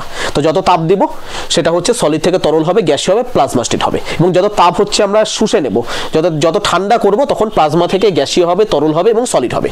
তাপ দিলে পরে সলিড, তরল, গ্যাসীয়, প্লাজমা, এবং তাপ নিয়ে নিলে বা ঠান্ডা করলে পরে প্লাজমা, গ্যাসীয়, তরল, সলিড, এই প্রসেস জিনিসটা চলে। তারপর কাইনেটিক থিওরি অফ গ্যাস দেখলাম। তো গ্যাসের ভিতরে মলিকিউলসগুলো আছে, যত কাছাকাছি থাকবে তত বেশি হিট জেনারেশন করবে, কেন ভিতরে ঘর্ষণ হতে থাকে সেই মলিকিউলগুলোর মধ্যে এবং তারা এক্সপান্ড করতে থাকে, এটা দেখলাম। তারপরে অ্যাডহেসিভ ফোর্স দেখলাম, যে সেম আকৃতির দুটো যদি হচ্ছে পদার্থ একে অপরের পাশে আসে তারা যুক্ত হয়ে যায়, তারা হচ্ছে একে অপরের সাথে যুক্ত হয়ে একটা বড় কিছু একটা তৈরি করে, বড় পদার্থ তৈরি করে, আকারে বড়, ঠিক আছে। সেন্ট্রিপেটাল ফোর্স দেখলাম, যে কোনো বস্তু যদি ঘুরতে থাকে সেটা কেন্দ্রের দিকে আসার তার একটা প্রবণতা যে আছে তাকে আমরা সেন্ট্রিপেটাল ফোর্স বলি, ঠিক আছে, ওটা দেখলাম, ঠিক আছে। এখানে সেম জিনিসটাই বুঝলাম। তারপরে আমরা দেখলাম 3টা থিওরি যে আছে, 3টা থিওরির আন্ডারে কী কী দেখবো। বিগ ব্যাং থিওরি আন্ডারে আমরা হচ্ছে ইউনিভার্স কী করে তৈরি হলো সেটা দেখলাম, এবং যে নেবুলা কী করে তৈরি হলো সেটা দেখলাম। নেবুলার মাধ্যম থেকে কী হবে, তারা উৎপন্ন হলো, কী করে প্ল্যানেটস উৎপন্ন হলো, এবং তারপরে প্ল্যানেটস কী করে সলিড হলো, ঠিক আছে। প্ল্যানেটের ভিতর যেটা আছে, ভিতরটা কী করে তৈরি হলো সেটা দেখলাম। লিথোস্ফিয়ার বা ভূত্বক কী করে তৈরি হলো, ভূমণ্ডল, অ্যাটমসফিয়ার, বায়ুমণ্ডল কী করে তৈরি হলো, হাইড্রোস্ফিয়ার, বাড়িমণ্ডল কী করে তৈরি হলো সেটাও আমরা দেখলাম। এরপরে বিগ ব্যাং থিওরি আমরা ডিটেলস আলোচনা করলাম, যে একটা হচ্ছে গড পার্টিকেল ছিল, সেটা অতিরিক্ত উত্তাপ ছিল, ঠিক আছে, সেটার মধ্যে টেম্পারেচার হাই ছিল, সেটা ফেটে গিয়ে কতগুলো নিহারিকা উৎপন্ন করলো, ঠিক আছে। সেই নিহারিকা থেকে সূর্য উৎপন্ন হলো, সূর্য উৎপন্ন হওয়ার পরে তার চারিদিকে গ্রহ উৎপন্ন হলো, ঠিক আছে। এই গ্রহ উৎপন্ন হওয়ার পরে এই গ্রহটা কি হলো, প্রথমে গ্যাসের অবস্থায় ছিল, এটা হচ্ছে হিট লস করলো, তারপর লিকুইড হলো, তারপর সলিড হলো, ঠিক আছে, তারপর কতগুলো লেয়ারের মধ্যে বিভক্ত হয়ে গেল। তারপর যে উপরে যে লেয়ারটা আছে শিয়াল যে ছিল, শিয়ালটা হচ্ছে যখন হচ্ছে ঠান্ডা হতে থাকলো সেটা সংকুচিত হতে থাকলো, ঠান্ডা হওয়ার সময় সংকুচিত হওয়া শুরু হলো, সংকুচিত যখন হলো এই শিয়ালটা 100% থেকে 30% হয়ে গেল, এবং এই শিয়ালটাকে আমরা কি বলি, কন্টিনেন্ট বা মহাদেশ বলি, ঠিক আছে। এবং প্রথম দিকে যখন পৃথিবীর উৎপত্তি হলো তখন হচ্ছে আমাদের মহাদেশগুলো একটা জায়গায় ছিল যার নাম ছিল প্যানজিয়া, এবং তার চারিদিকে একটা হচ্ছে মহাসমুদ্র ছিল, তার নাম ছিল যে প্যান্থালাসা। এই প্যান্থালাসা থেকে কি করে আজকের এই মহাবিশ্বটা উৎপন্ন হলো এটা আমরা দেখবো হচ্ছে 4টা থিওরির মাধ্যমে। একটা নাম হচ্ছে কন্টিনেন্টাল ডিপ থিওরি, একটার নাম হচ্ছে সি স্প্রেডিং থিওরি, একটার নাম হচ্ছে কনভেকশন কারেন্ট থিওরি, আর একটার নাম হচ্ছে প্লেট টেকটনিক থিওরি। তো এই সম্পূর্ণ সিস্টেমটা আজকে আমরা দেখলাম, ঠিক আছে। And this is the end of at this moment, এখন ওরা ক্লাসের মধ্যে এন্ড, ঠিক আছে। তো টিয়া, আই থিঙ্ক ক্লাসটা ভালো লেগেছে। টিয়া আমাকে 5 মিনিটের মধ্যে ফোন করবে একটা, ঠিক আছে, ক্লাসের ফিডব্যাকটা আমাকে একটু দেবে, 5 মিনিটের মধ্যে আমাকে একটা ফোন করবে, ঠিক আছে। আমি ক্লাসটা থেকে এখন বের হচ্ছি, ওকে, থ্যাংক ইউ সো মাচ।